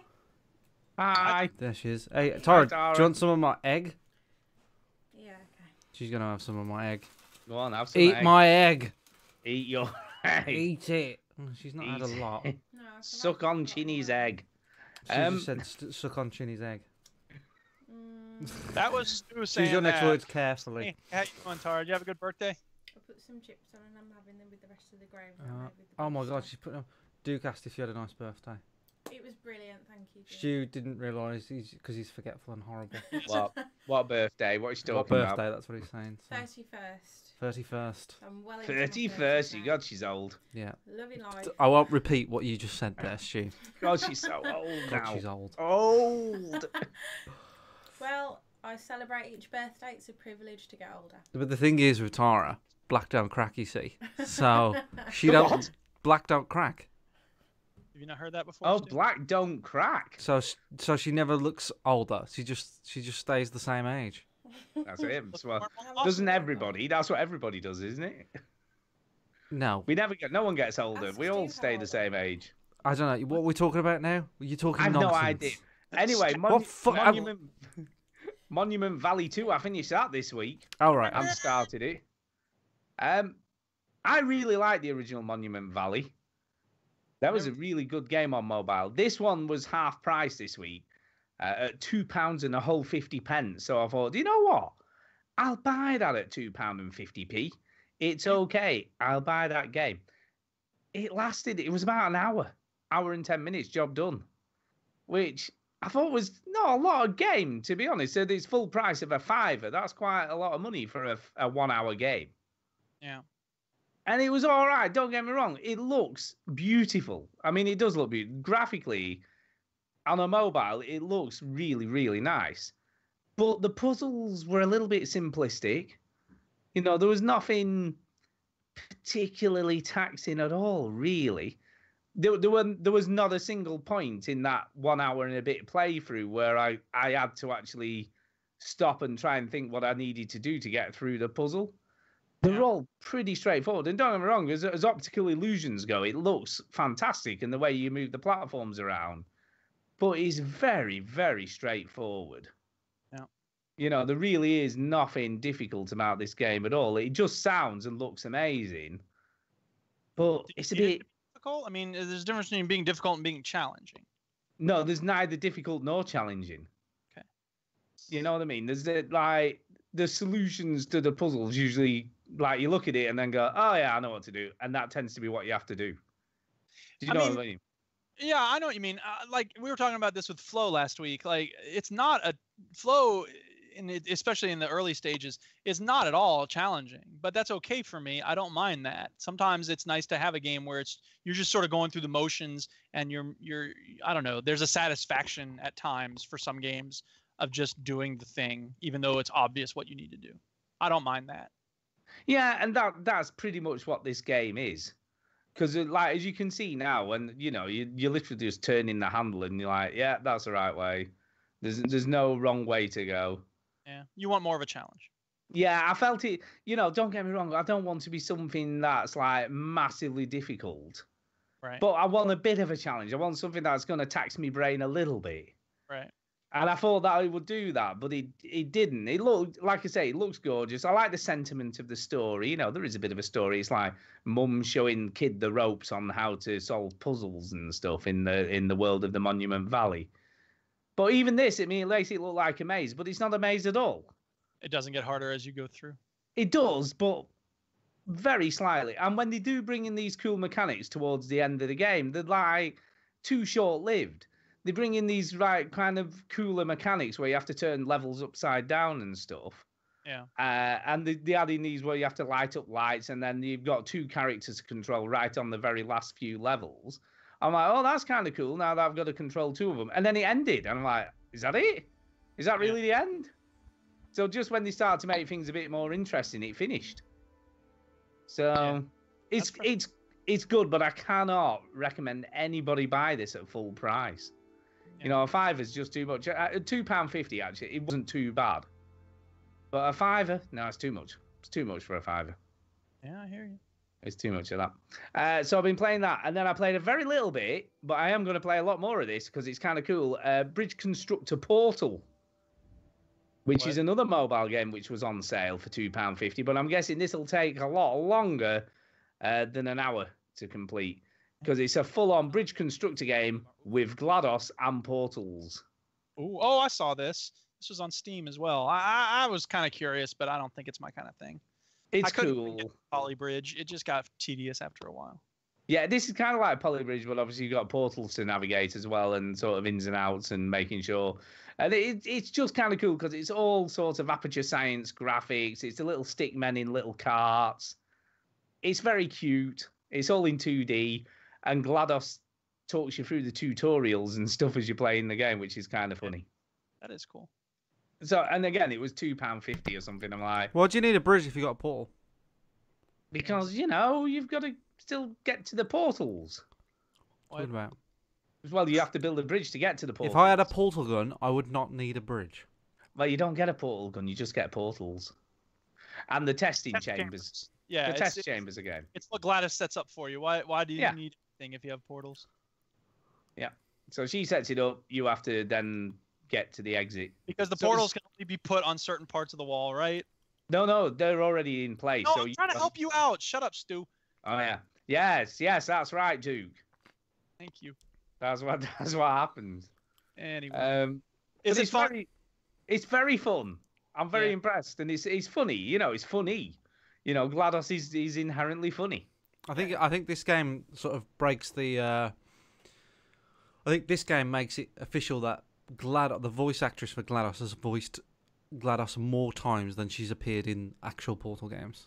Exactly. That's probably true. Because she was in this. She was in the poker game from Telltale. She was in Defense Grid. She was in Dota. So I think she's a voice for Dota 2. Yeah. It's 3. Yeah. There you go. Yep. But yeah, reading the reviews. You have a good character, you want to use it. Exactly. But reading the reviews, apparently it gets incredibly difficult as you go through the game. You Fuck know, once that, then. It starts to really chuck some really crazy stuff at you. But I'm fine with that. I think, but it's nice because it's like it's one of those games where you can just work on a level, isn't it? You know what I mean? Yeah. You're always on just a one-screen level. So if you can't do it, you can just come back to it later. Yeah. So I think this is perfect for a mobile platform. I think, and it looks good. It looks kind of cool, and like I say, it works. And that is it for me this week. Unbelievably, that's everything I've played. So. That's 2 weeks in one. There it is, people. Oh, boy. Wow, what a... Putting news first. So, Ginny, what's in the news? The news? The PS4 free PS Plus games for April have been confirmed. Ooh, what's coming? Exciting, isn't it? Very exciting. It's amazing. Mad Max. Oh, it's alright, I guess. Mad Max, Trackmania Turbo. I can't get Trackmania games. They drive me nuts. And Q*bert rebooted. Is that any brilliant? I don't even know. I never played Q*bert. Q*bert wasn't that big in Britain. I liked Q*bert alright back in the day. I just feel like it was a bit of an American thing. Maybe I'm wrong, but I Pac-Man, sure. Defender, fine. Galaga, fine. Q*bert, no one really gives a shit about. I must admit, after Bloodborne last month, it was a tough month to follow. But Mad Max, really? Mad Max is a good game. It's all right. Did you finish it? No, I got bored after about an hour. Yeah, that sums up the game. But it's good. I liked it. For the PS, so that's for the PS4. For the PS3, In Space We Brawl. I don't know what that is. Toy Home. I don't know what that is. Q*bert rebooted again. And on the Vita, it's 99 Vidas. Don't know what that is. Do we know what that is? No idea. And Q*bert. Welcome to Better Gamers, where we read you a bunch of game titles and we don't know anything about them. But these are free. These are free. Yeah, so what do you want, you bastards? So I'm just looking at In Space We Brawl and PS Plus games. And what is it? It kind of looks like... fucking hell. What is it? It's like a space. You're in space. Twin stick shooter. Space. I'm in space. Like a one-screen twin stick shooter. Yeah, it looks shit. Sorry. It's that bad, right? On games, when you click on the link for 99 Vidas, there aren't any articles for it apart from the fact that it's in the PS4, PS Plus games. And that's the only article it links to. Games? No reviews, no previews, no screenshots, no nothing. I'm just trying to look at what Toy Home is. Toy Home. Again, I bet let's click the link. I bet there's nothing for that either. Like Toy Home. Oh, wait a minute. Toy Home is like imagine Rocket League, but no, don't get excited. Imagine you're driving a Rocket League car, but it handles like shit, and This looks terrible. Driving around a kind of toy, maybe like a toy area. Hey, we have all these cool visual elements. Let's put them all in at once. Yeah, pretty much. It's kind of like a Micro Machines, but you're at the back of the car like a normal car. But worse is what you're saying. Terrible. Yeah, exactly. So that's Toy Home. So well done to the PlayStation owners. Let's see what shit Xbox owners are gonna have this. Oh yeah, because that's out as well this month. So Xbox get The Witness. Good game. The Witness. And a good game for you. Assassin's Creed Syndicate is also free. This is pretty good as well. Pretty good for free. April, that's so The Witness is free all the way through the April month, and Assassin's Creed Syndicate is free from the 16th of April to the 15th. I'll tell you what, that May pisses all over Sony's offerings. That does this month, but it's always a flip flop, isn't it? But like I don't know. Who cares? On the 360. Which are also playable on the Xbox One, is Cars 2. Stu, finally. Yep. Cars 2. So that's available for the first half of April, and the second half of April is probably one of the best games of the last generation, Dead Space 2. That is a fantastic and that's game. on backwards compatible, isn't it? Yeah. So if you did miss Dead Space 2, you don't really need to play the first one. No, you don't. You know, there's a few things. Basically, his fucking wife has gone. And shit's gone down. And shit's gone down, and you went to this ship, and then you fucked up, and then in 2 you go back, and all this sort of stuff.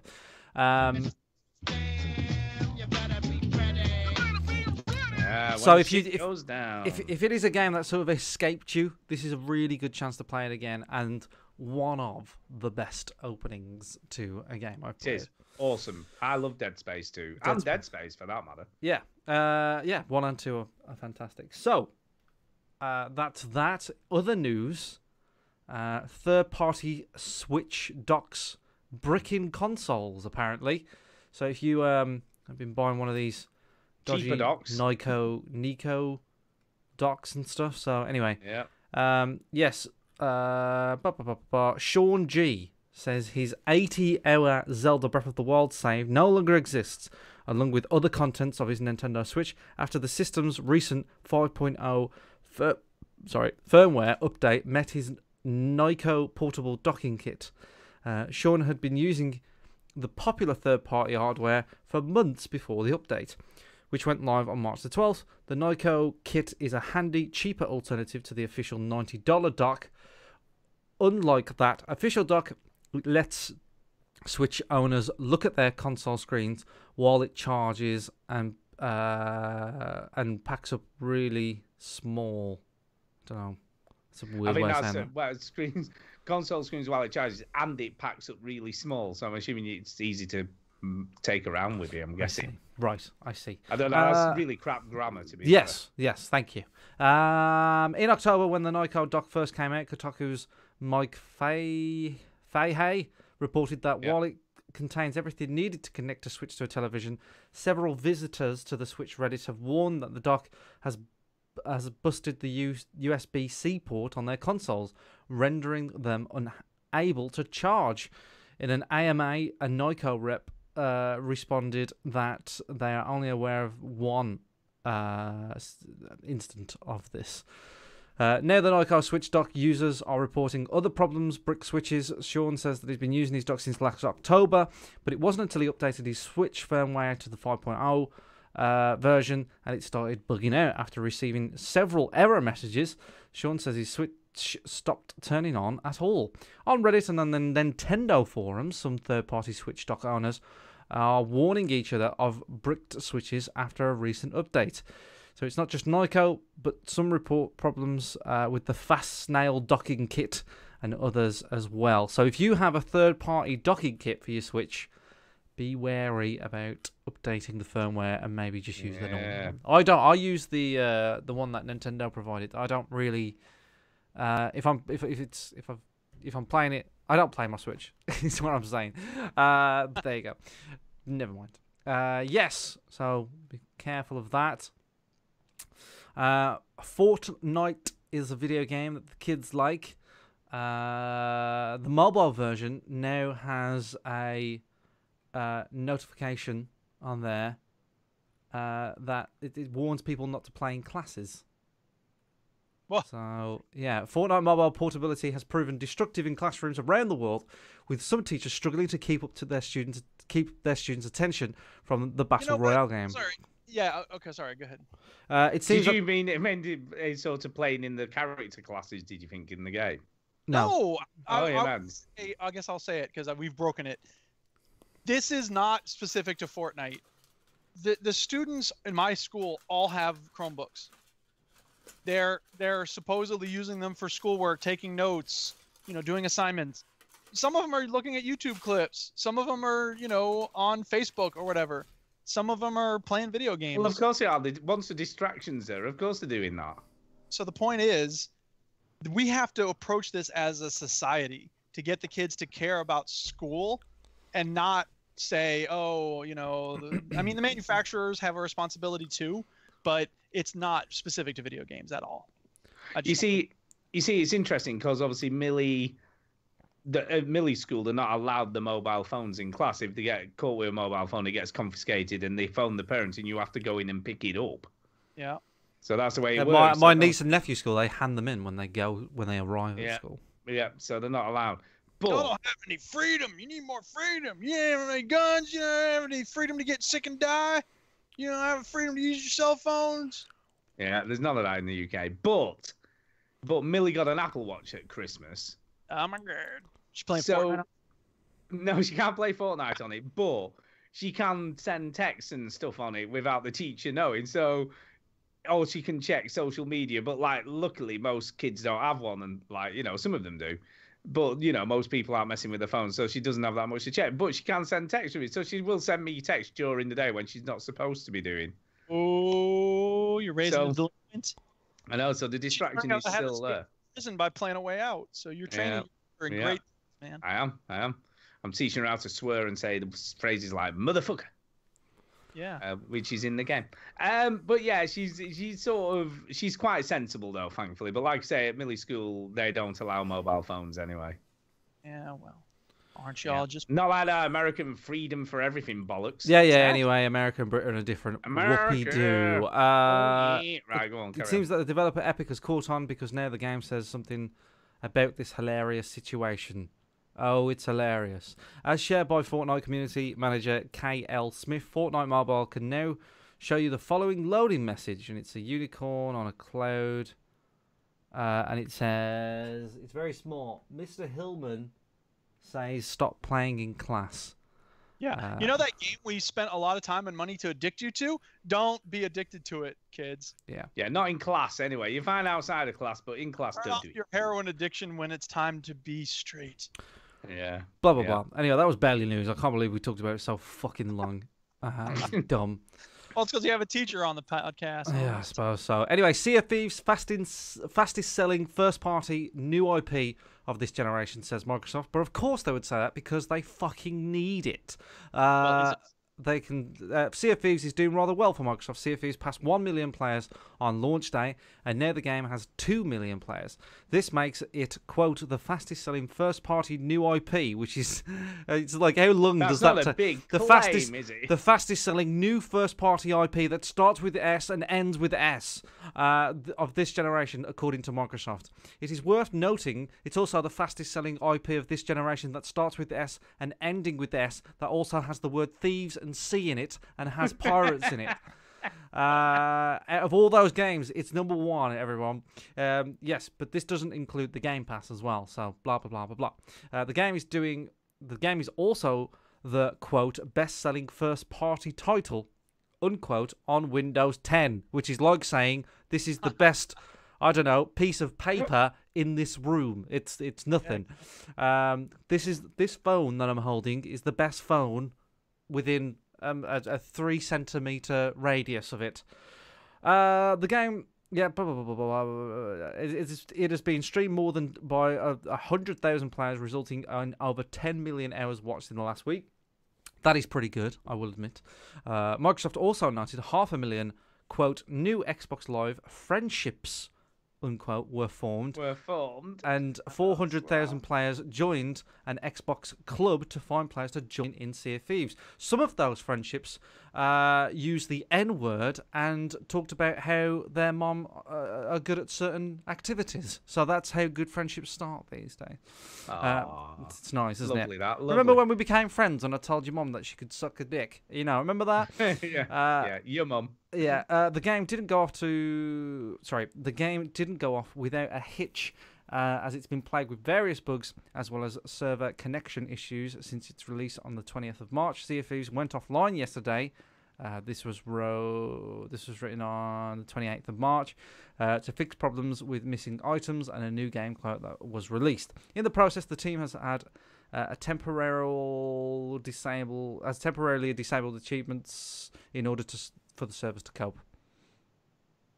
There you go. Okay, well there you go. Good for them. Sea of Thieves. Sea of Thieves. Have you any actual inkling to play this at all, Ginny? I'd like to play it. I'd like to give it a try, just for curiosity, really. I mean, it's a very pretty game. I'll give it that. I am aware of its problems. Apparently, it's pretty shallow, but I've said this before. You know, I hope that it gets.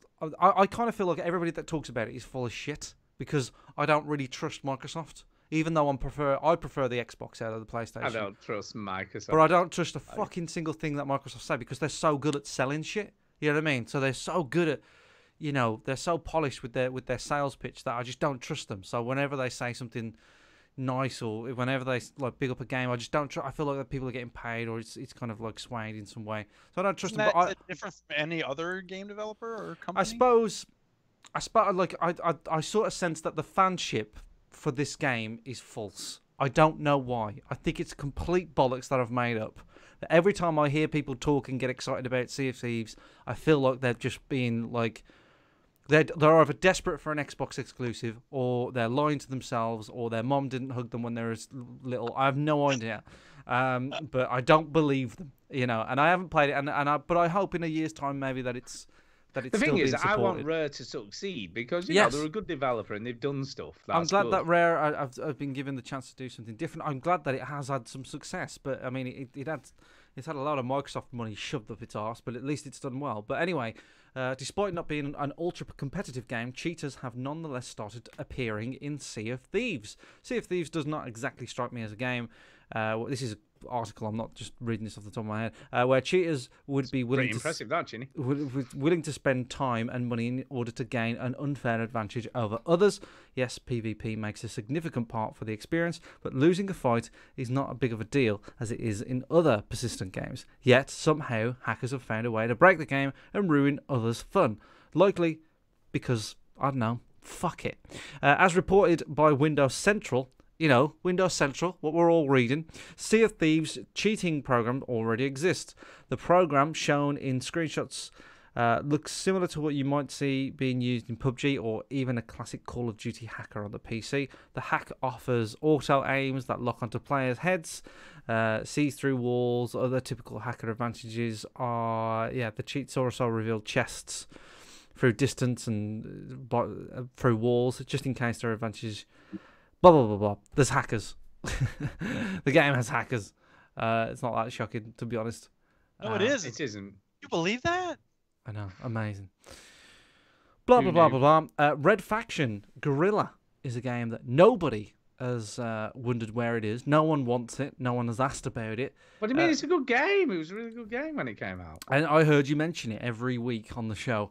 Red Faction Guerrilla is getting a remaster and it's coming to the PC and the consoles with native 4K support.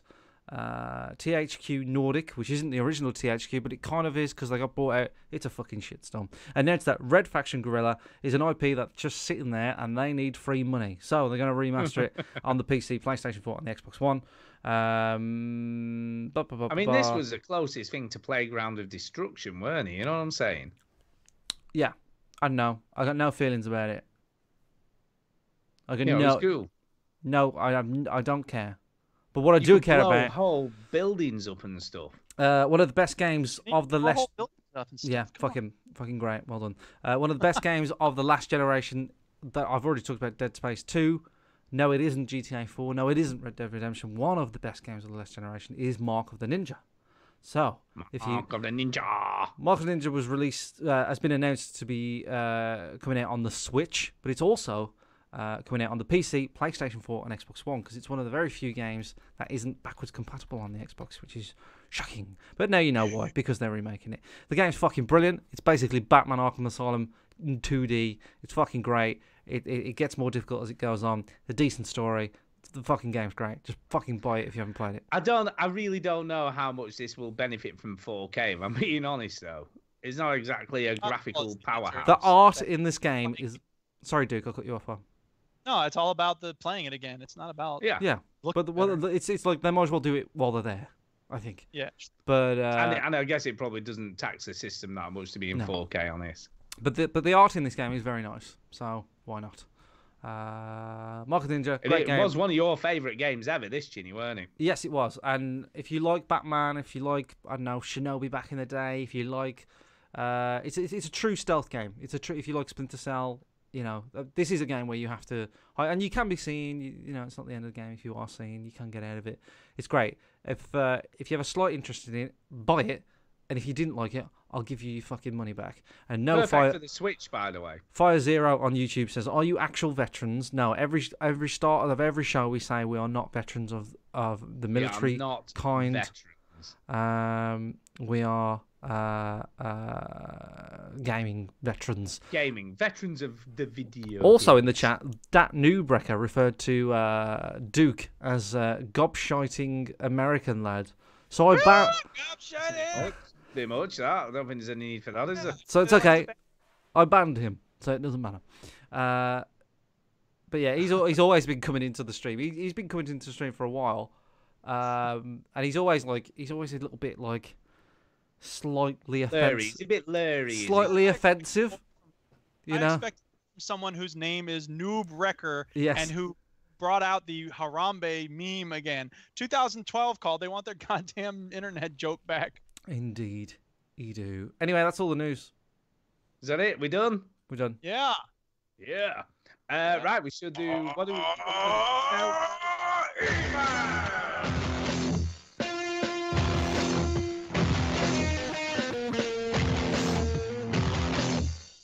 Whoa, that ruled. That ruled.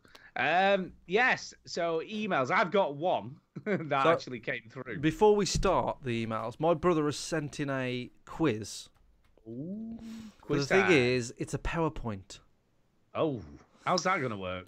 Exactly. That's the problem because it's not gonna quite work. I'm not sure how it would work. He's gone to a lot of. I like his way of thinking. He's gone to a lot of effort, bless him. So I need to think about how. Can you not do it on the stream? I mean, I could do it. So hold on, Yeah. let's have a think here. Let's think this out. So, Papers I'm grading. I can't be thinking about how to do a quiz as well.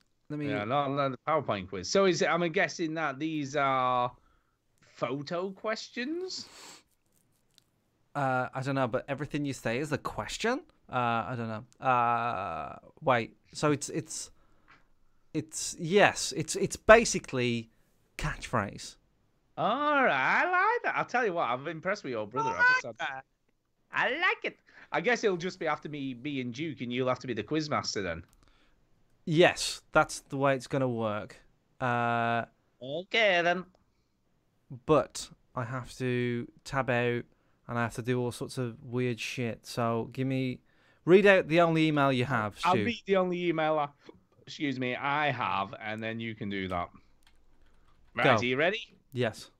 This email is from Peter Robson. And he is entitled The Past. And he says this. Hi, chaps. Just a short one. Hearing Chinny talk about the love he has for GTA 4 makes me want to go back and experience it again. Yeah. I didn't quite finish it. So are there any old games that any of you have thought about going back to recently? Cheers. Rocket League. No, that's not going back. You play that all the time. Skyrim? Skyrim. You play that one all the time as well. Yeah. What about something you've not played or you played a bit of but never got around to finishing? What about that? Hey, boy. Oh, wait, I already finished that. I'm playing it again. Yeah, Super Meat Boy. That's kind of like that. What's that? Sorry? I am going back to Super Meat Boy. You know, I finished it and went back to it. Yeah, but he's talking about games you never finished and going back to. Dragon Age and Quiggy Wig. Yeah, that's a good one.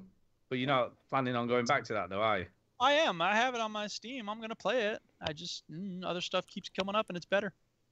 Yeah, it's not better. Like, there's nothing wrong with Dragon Age. It's just, I don't know. For some reason, I'm not motivated to keep going. Yeah, I guess. Chinny, what about you? Any games that well, you finished mostly everything you played, I know you, to be fair. What was the question? Sorry, I'm setting up the thing. Games that you didn't finish, but you want to go back to. Games that I didn't finish that I want to go back to. I'm trying to think of games I never finished. There's not many, though, but there are some. I never finished Deadly Premonition. Deadly Premonition. I never finished. Such a good game. Darksiders 2, but it was boring. Yeah, that's long as hell as well, isn't it? It goes on forever. But I don't have a massive desire. So, to answer the question, no, I don't. There isn't. No, I'll tell you what. I really do need to go back and finish Hellblade: Senua's Sacrifice, because I played quite a bit of that game and then sort of got sidetracked with new stuff. Yeah. So that's something I definitely need to play. I have that. I've probably got a few. What have I got on there? I've got something definitely on the PS4 that I need to go back and finish, but I can't think what for the hell. Oh, South Park, Fractured Butthole. Yeah. Yeah, never finished that. I played a lot of it, but never finished it. So I need to go back and finish that as well. So I've got a couple, but I have finished quite a lot of games this year as well. But then there are some games that I've started playing last year and just never went back to play. So yeah, there's a few of those for me, I have to say. Yep. That's about it. Can't think of any others. Are you ready with the quiz? What are you seeing on screen right now? I don't know, because I'm looking at my Steam list. Oh, I'm seeing loads of Veteran Gamers logos. Right, so this is basically catchphrase, okay? Okay. So underneath these logos is a game. Now I can see it because I've got two monitors, so it PowerPoint gives you a preview of the next slide, so I know what's coming. So I'm not going to take part, but right. And obviously there's a delay on the stream. Yeah, there is. So there's a problem here because you'll have to do it, and then we'll sort of get it. I'm going to ask you, which is quicker, YouTube, Mixer, or Twitch? No, just watch it on the same thing, and then you both watch it on which is Twitch. Quickest. Which is quicker, is it? Right, we'll go just Twitch watch it on Twitch, right? It doesn't matter if it's quickest, but I don't know. It might not be synced up at the same time, so this might be. Whatever. It's just way too much effort for a goddamn quiz that doesn't matter. Shut up! Let's just do this. Okay. The more messing around, we'll never get it done. By 7 a.m. tomorrow, and meanwhile, we're spending 20 minutes trying to figure out logistics of this fucking quiz. My brother went to a lot of effort, Duke. How offensive! I appreciate that. That's why I want to just go ahead and see it. Okay, so I'm gonna press. I'm gonna press the button now, and it's gonna start to reveal itself. And you've got the first person to shout because it just goes when I do it. So you've got to shout the game. Okay. Not seeing anything yet, but we're watching. The logos are going off for me. By the way, people who don't see the video stream, this is just amazing. They're gonna love it. Amazing. It's perfect for audio listeners. This is. Here it comes, people. We're gonna start showing in a second now. Here it comes. Here we go. Oh, I tell you what, there's a lot of work gone into this. It's a person. Oh, it's an actual picture from it. Yeah, it's is this not Walking Dead? No. No, it's NBA 2K. Okay, Duke got that one. It is NBA. I've never played an NBA game, but you can tell that that's a basketball player for fuck's sake. I can see that now. NBA game either. So I don't want to hear that. I'll tell you what, I'm impressed with the work that's gone into this. I know. Yeah. He was saying. Right, so that's one to Duke. So let's go to the next screen now. That's good. Yeah. I'm not sure what this game's from. So anyway, okay. You ready? Game of course. Can't tell if we're ready or not. Just do it the next. Yeah, I can't tell. So I pressed it, so it's going to come any minute now. So here we go. Meanwhile, here's a story about when I adopted a dog and then ate it. I don't know what to do while we're waiting for the image to start revealing itself. Oh, there we go. Okay, it's water or it's blue. Something. Breath of the Wild. Is it Soma? I don't know. No, what do you mean you don't know? What do you mean you don't know? He's You don't have a list of answers. At the moment, I have 2 screens full of PowerPoint shit, so I have no idea what this is. Oh, it's oh, I know what this is. What's it called? The island thingy me bobbly bob. I've played this. The Witness? Rime. It's Rime. Oh, is it Rime? That would make sense because Rime. Pete has been playing that recently. Yeah, it's good. Good game. I like Rime. It's really good. Okay, you ready for the next one? Yes. And it's going. 1-1, by the way. 1-1. I'm 1-1, keeping score. that's right. I'm keeping Down. score. I'm keeping score. Okay. Good. You keep that score. Yeah, keep it. Oh, here comes the next one. Well, at least that's the collection of images. Or the... Oh, here we go. Okay. It's like a thing. It's an outdoor. PUBG, It's PUBG for life. No. No. Oh, Far Cry 5. No. It could be anything. GTA 5? No. No. No. Saints 4? No. Division? No, it isn't. What is that? I don't know what that is. I think it is GTA 5. I'm going to give it to Duke. Okay, 5. The main character looks like... Give us a list of answers. Yeah, I mean, I think he has. That's the thing. But I'm stuck in 2 monitors PowerPoint mode, so I can't get out of it. Yeah. So I think it is, but I've tried to look for the email. This is a fucking disaster, by the way. It's fine. I'm having a good time. So we'll go with GTA 5. I think it is GTA 5, so we'll go with Yeah, that. it looks like GTA 5. Okay, next one. Next one. Okay. Here we go. Okay, It's coming. I've pressed it. I've pressed the button. Right. Yeah. I think I know what it is. I'm here, but that's okay.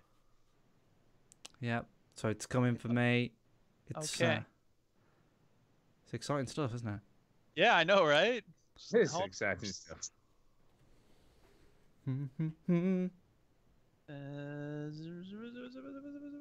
Oh God, I know what that is. I recognize the score thing. Call of Duty something. No, it's not.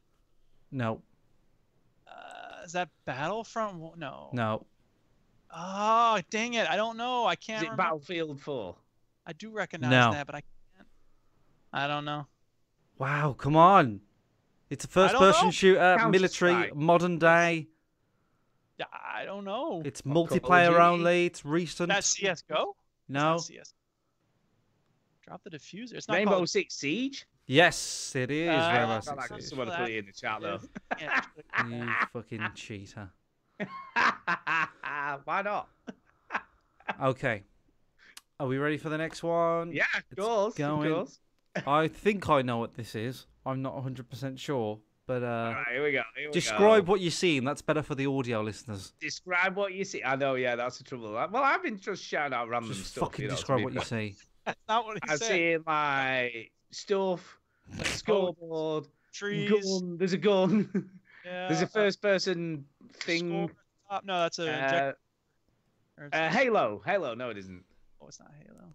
It's something sci-fi military. Battlefield 2, isn't it? Star Wars Battlefront 2. Battlefront 2. It is Yeah, Battlefront it is. 2. Yeah, it is. Yeah. Yeah. Because I noticed those robots. The Oh my god, droids. I have literally no idea what this next one is. So good luck. Yeah, well, we might. If it's weird and shit, I might know what it is. Yeah, good luck with this one. Describe what you're saying as well, seeing as well, because this will be interesting. Well, as soon as we start seeing it, well, I'm seeing a whole bunch of Veteran Gamers logos. They're just all over. Veteran Right, games. red. There's some fire. Games. Boom. Thumper. Skyrim. No, I have no idea. Oh, More fire. is it Thumper? I don't know what that is. Fire. Is that Is a it Rocket League goal Is it explosion? Doom? Yeah, I don't know. It's a I think fire that's Doom. Is flaming that Doom? skull. It's a fire flaming skull. Yeah, I don't Yeah, know. Doom. I mean, It looks Doom. like the Rocket League goal explosion. You gonna say Doom, Stu? I'm gonna go Doom. Has anybody in the chat guessed it right? Because I have no fucking idea what this is. Do you know the game? You know what it is. You know the answer. I don't know. Oh, I thought you knew the answer. Peter sent me the answers, but I have no idea where he sent them. I think it's Doom. Other than that, I've not a clue. Could be Doom. Okay. Right. I think it's New Doom. New Doom. Well, if you said Doom, but we're not sure. But if you next one is started, but with the Doom one, I'll just I don't know. If it is Doom, I'll give you a point, and if it's not, then no one gets a point. But this one should be easy. You should get this one. FIFA. Yes, it is FIFA. There we go. Done. Is it really? Yeah. Oh yeah, that sure makes sense. Okay. Which version though? There could be FIFA 17, FIFA 15. Shut up. Next one. Next one. Okay. Remember to describe what you are seeing each square as it disappears. Yes. Okay. A guy with stupid hair wearing a football jersey. There's a bunch of Veteran Gamers logos. Farah Tor, Dark Souls.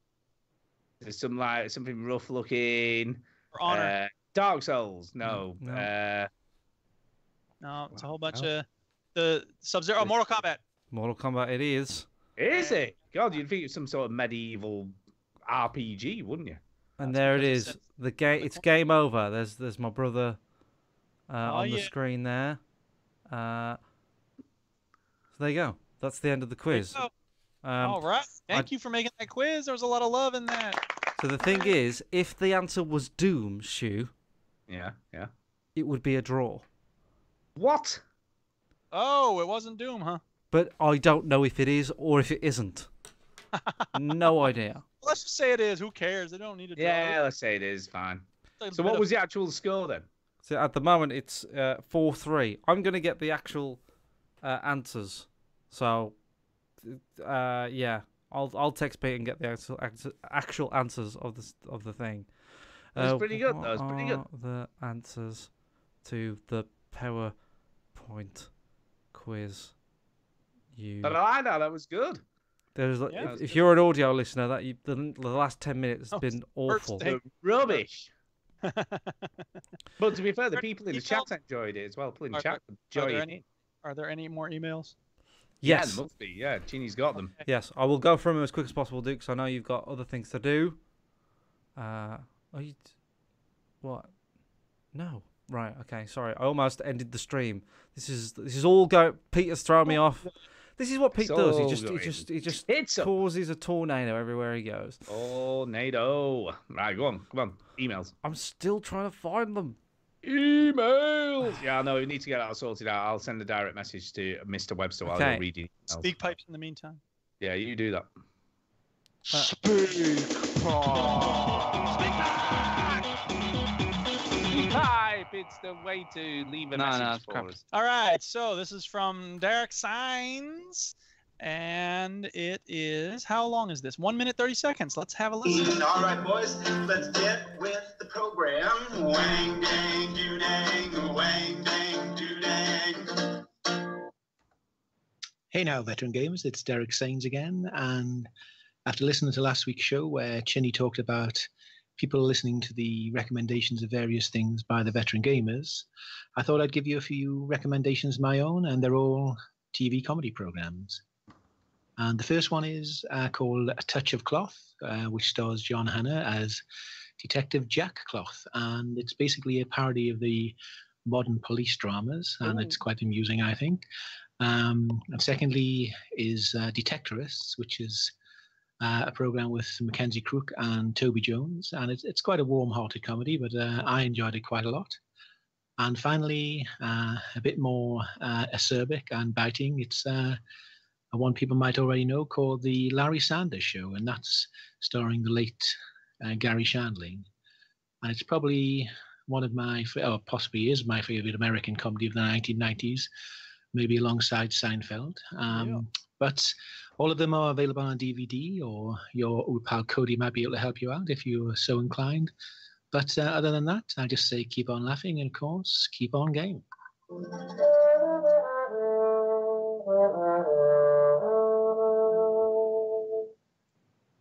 Thank you, Derek Signs.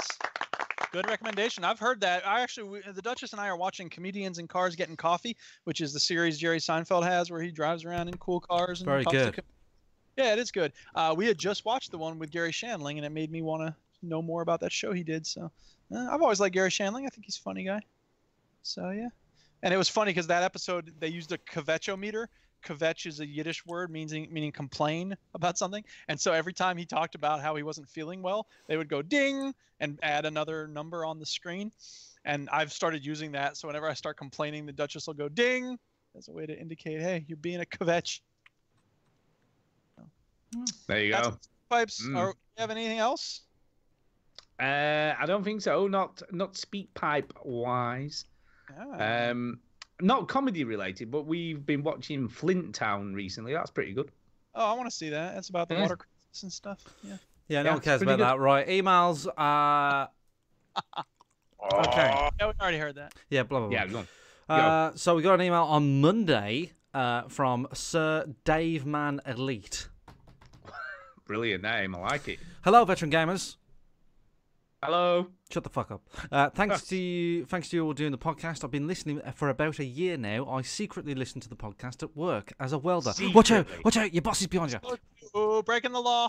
I like it. As a welder with earbuds, so they just look like earplugs. Very sneaky. Anyway, I recall you guys recently talked about a PC game called RimWorld, but nobody had played it, and you seemed like to brush it off, like it was fuck all. Because it was $30. Possibly. I strongly urge you all to try this game, especially if you enjoyed Prison Architect. It's amazing. You won't be sorry. That's a threat. You won't be sorry. You will be sorry you do not play this game. Spend that Skrilla. Love the show. Keep up the good work. And that's from Sir Dave Man Elite from Ontario, Canada. Yeah, you would. I mean, I'm looking at this, Chinny. You would definitely like this game, surely. RimWorld. I'm sure this is the game that's it's basically made by the same engine as Prison Architect, I think. Yeah, it is. We talked about it. You're right. We did. RimWorld. Oh, yeah. He's right. He is right. We did talk about this. I remember. We just got a new subscriber, by the way, Fire Zero, who I believe is watching live. So thank you for him. Nice. Yeah, it's 23 quid though, so it isn't cheap. I'll tell you what, Sir Dave, man, you can give me the money for it if I don't like it. How about that? How about that? You got to buy it, and then he has to pay you if you don't like it. I'm only kidding, mate. I like it. I like it. It's just a joke. It's just a joke. Don't worry about it. Joke. Oh, by the way, that skull was not Doom. What was he? It was an explosion from the game Rocket League. What? Hey, right. Yeah, I totally went there. So Duke won the quiz. Congratulations. Yeah, well done, Duke. And you win. You win that a same chicken clip. Dinner. You got a chicken dinner on light, Chinny. Yep. Okay, so what are you talking about? Lewis. Yeah, you got a chicken dinner. Do you want your own show, or do you want to fuck off about that? Lewis has emailed the show, and this is a beast. So here we go. Hello, veterans. I hope you've had a good week. It's been quite an eventful one for me, and I think he's told us all about it. So I have an old pickup truck that failed its MOT years ago and has only been used by me to drive around a small field behind our house. Turns out that the wheel bearings in the front wheel have completely gone. He's just telling us about his day. Do you know, when he said that, I was thinking, I thought he was at school. What's he doing driving a pickup truck? And then he said the field thing. I was like, add rusty front suspension to the equation and you've got a real problem. On Monday, I went out for a drive in the field and hit a series of bumps. And when I got the front right suspension wheel and decided not to be attached to the car anymore, that is funny. And then the left wheel slammed too quickly because of the steering rack.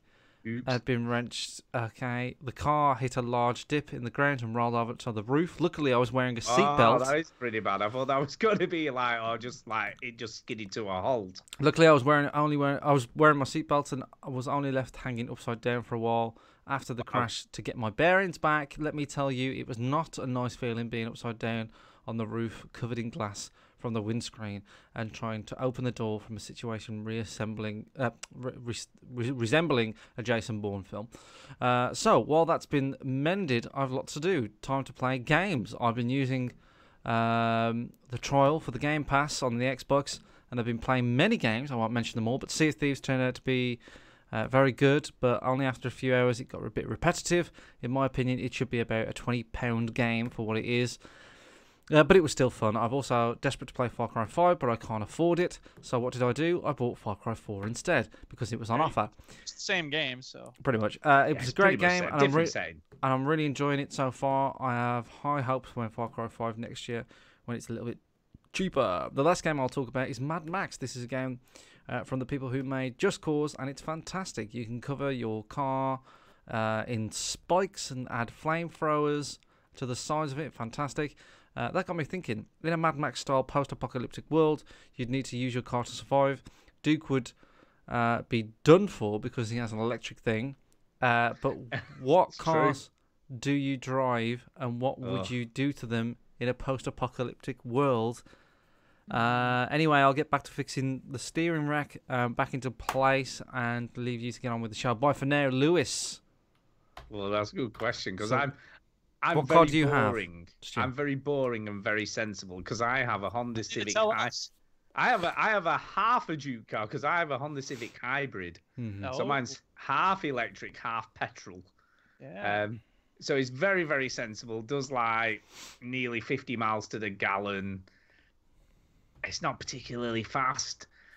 I think I would have to do a lot to it. But you know what, though? In a post-apocalyptic world, it might be all right because I don't need as much petrol as a normal petrol car. True. So I'll be able to get a bit further, you know?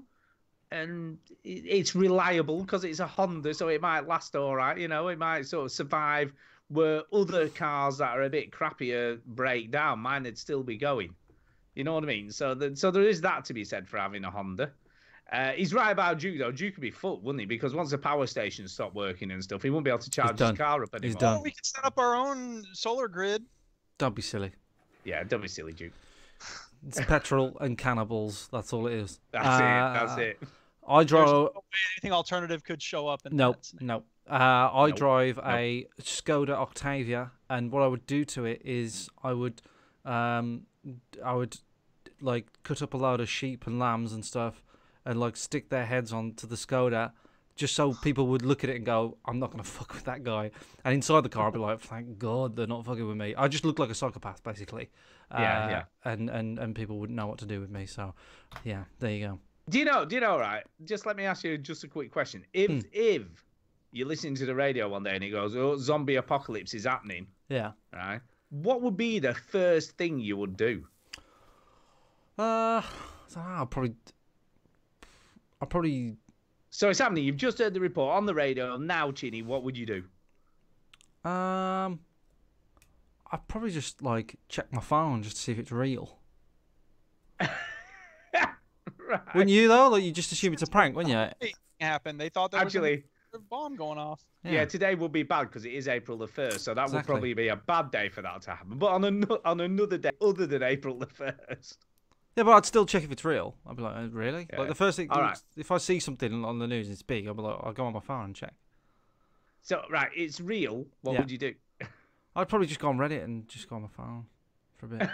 So you wouldn't do anything to protect yourself, or go? It depends where am I? Where am I? You're at home. Oh, I'd just probably just stay in. Lock the doors. Duke, what would you do? What was the first thing you did? Find a weapon right away, like. Find. I don't have any actual weapons. You're going, thank fuck for the Second Amendment, man. Land of the free. Give me that gun now. Guns? No, I'd try to find a broomstick I could, make into a. So with a gun in a zombie apocalypse, that'd be fine. What? Well, you want a gun, don't you, in a zombie apocalypse? I don't have a gun, and if the zombie apocalypse starts and people aren't going to be handing them out. You're not a true American, Duke, if you don't have a gun. That's true. I'm not a true American. I'm not your typical American.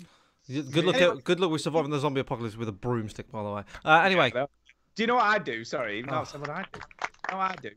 I'd go to the local motorbike shop, get some leathers, right, boots and a helmet and gloves. Job done. No zombies fucking biting me through that shit. Yeah, true. There's a hardware store not too far from me. I'll probably go there and just raid it because they've got loads of weapons. Yeah, it'd be like Dead Rising, man. Cool. Indeed. Anyway, I'm trying to get through this because I can sense Duke wants to leave. All right. Carry on.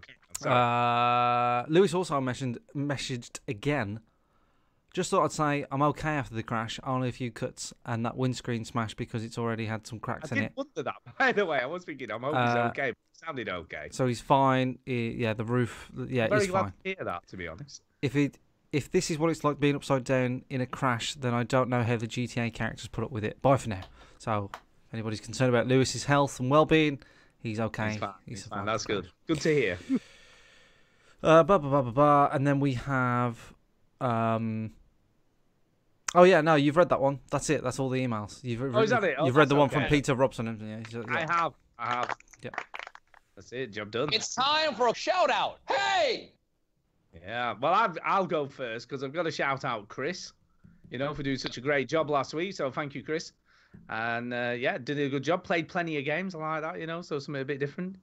Better than Rocket League and stuff and PUBG all the time, I guess. So, thanks for that, Chris. Thanks for you two guys, of course, as always. Good job on that. Big shout out to your brother, Chinny, though, because I'll tell you what, there was a lot of work went into that quiz this week. I liked it as well. So, yeah. Yeah, good one. He could maybe do an audio quiz. That might work better. Audio clips or something, maybe. Maybe. Maybe. And I guess that's it. And obviously, usual listeners and people who contribute and all that sort of stuff. So thank you to all of you people. And that's it for me. So there, over to you, Chinny. I would like to shout out God. Oh, yeah. My brother did a good job on the quiz. Shout out to the Overseas Connection. Oh, by the way, the beef with the Overseas Connection is going to get beefier. Wow, what's happened? I thought the beef was over. I thought we forgot about that. Oh, no, Stu. What's happened since? Well,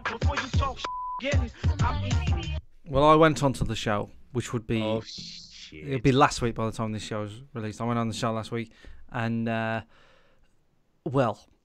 they've changed their schedule on when they're going to broadcast. Oh, yeah, right, okay.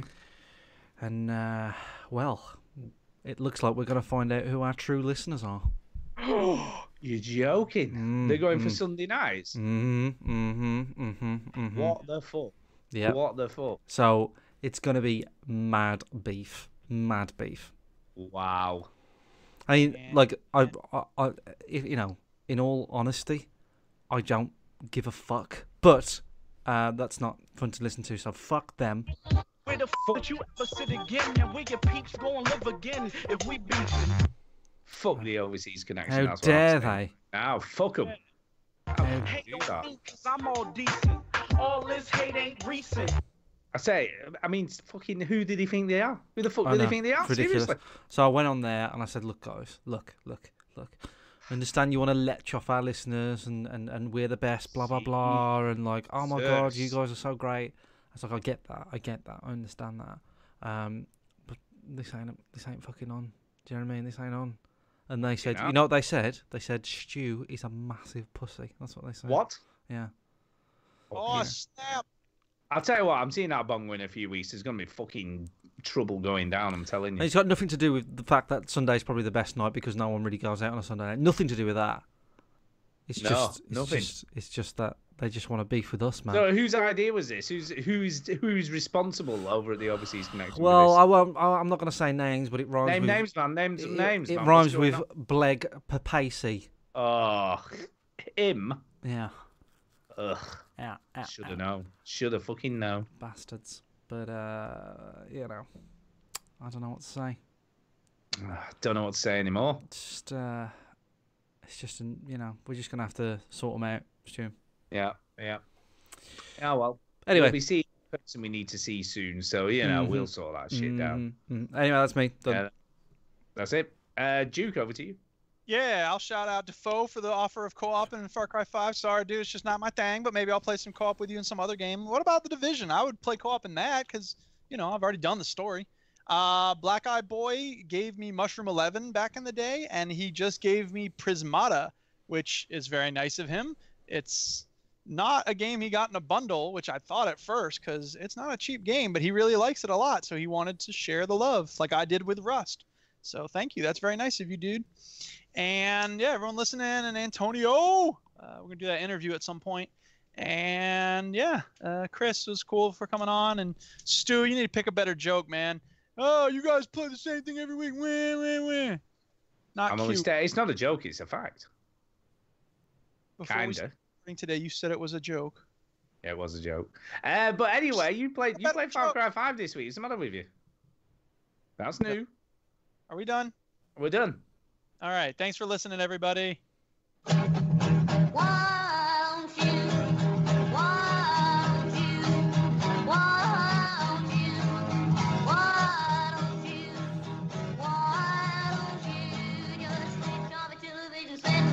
Something less boring instead. Sitting at home, watch TV. Very love's no good to me.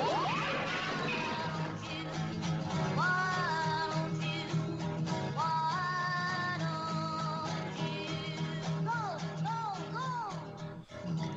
I'm sorry I can't stick around and be fun and be cute, but I got to get these grades done, and I still have a whole class to grade. So that's okay.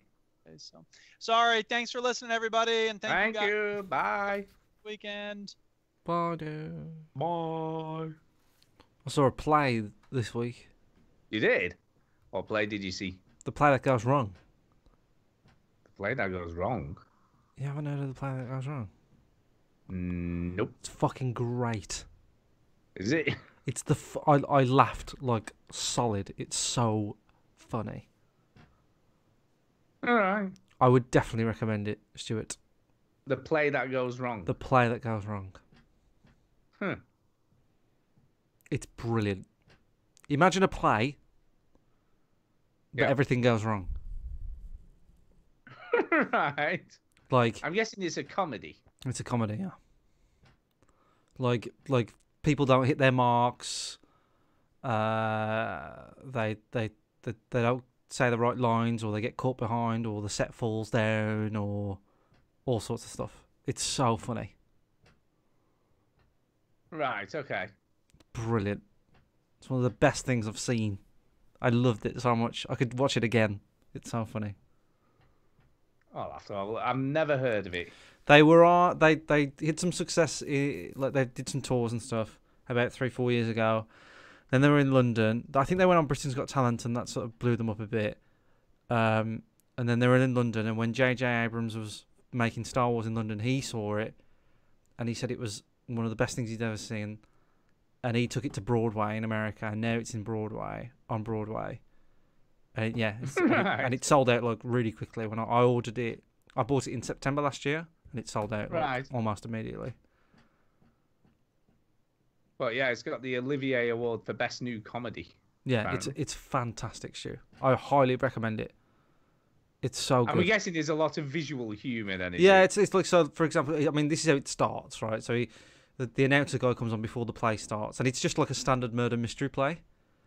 And then the announcer guy comes, the curtains are drawn, and he comes on, and he goes, "Good evening," but he's not standing on the right mark, so the spotlight cuts off his head.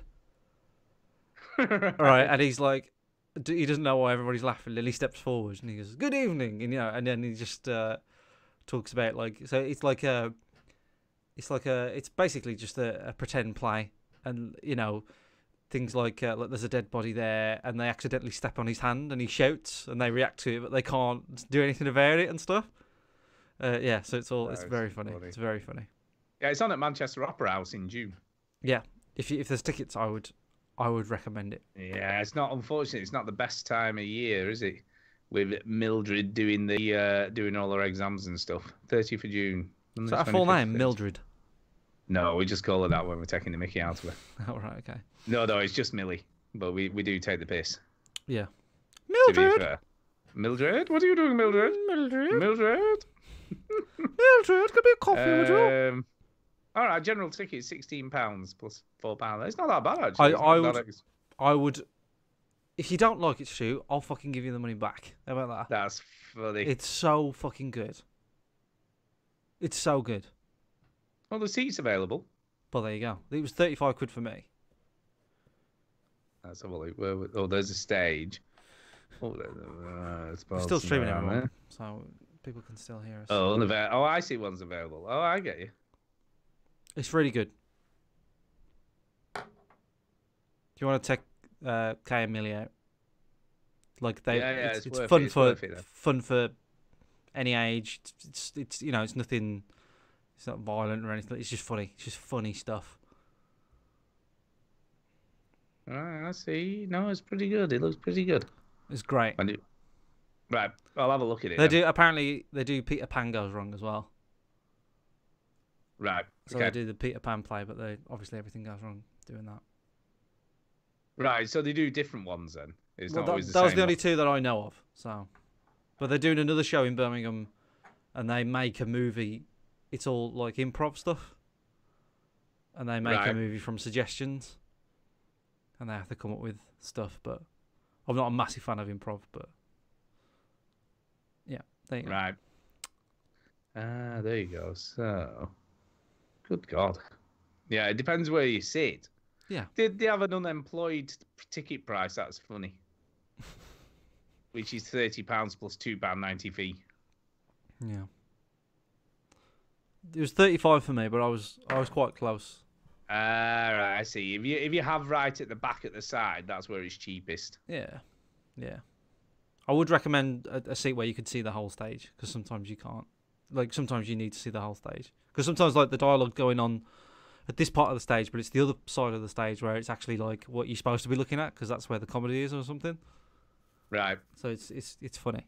What's kind of cool on the website, though, it shows you, it's like going to the pictures.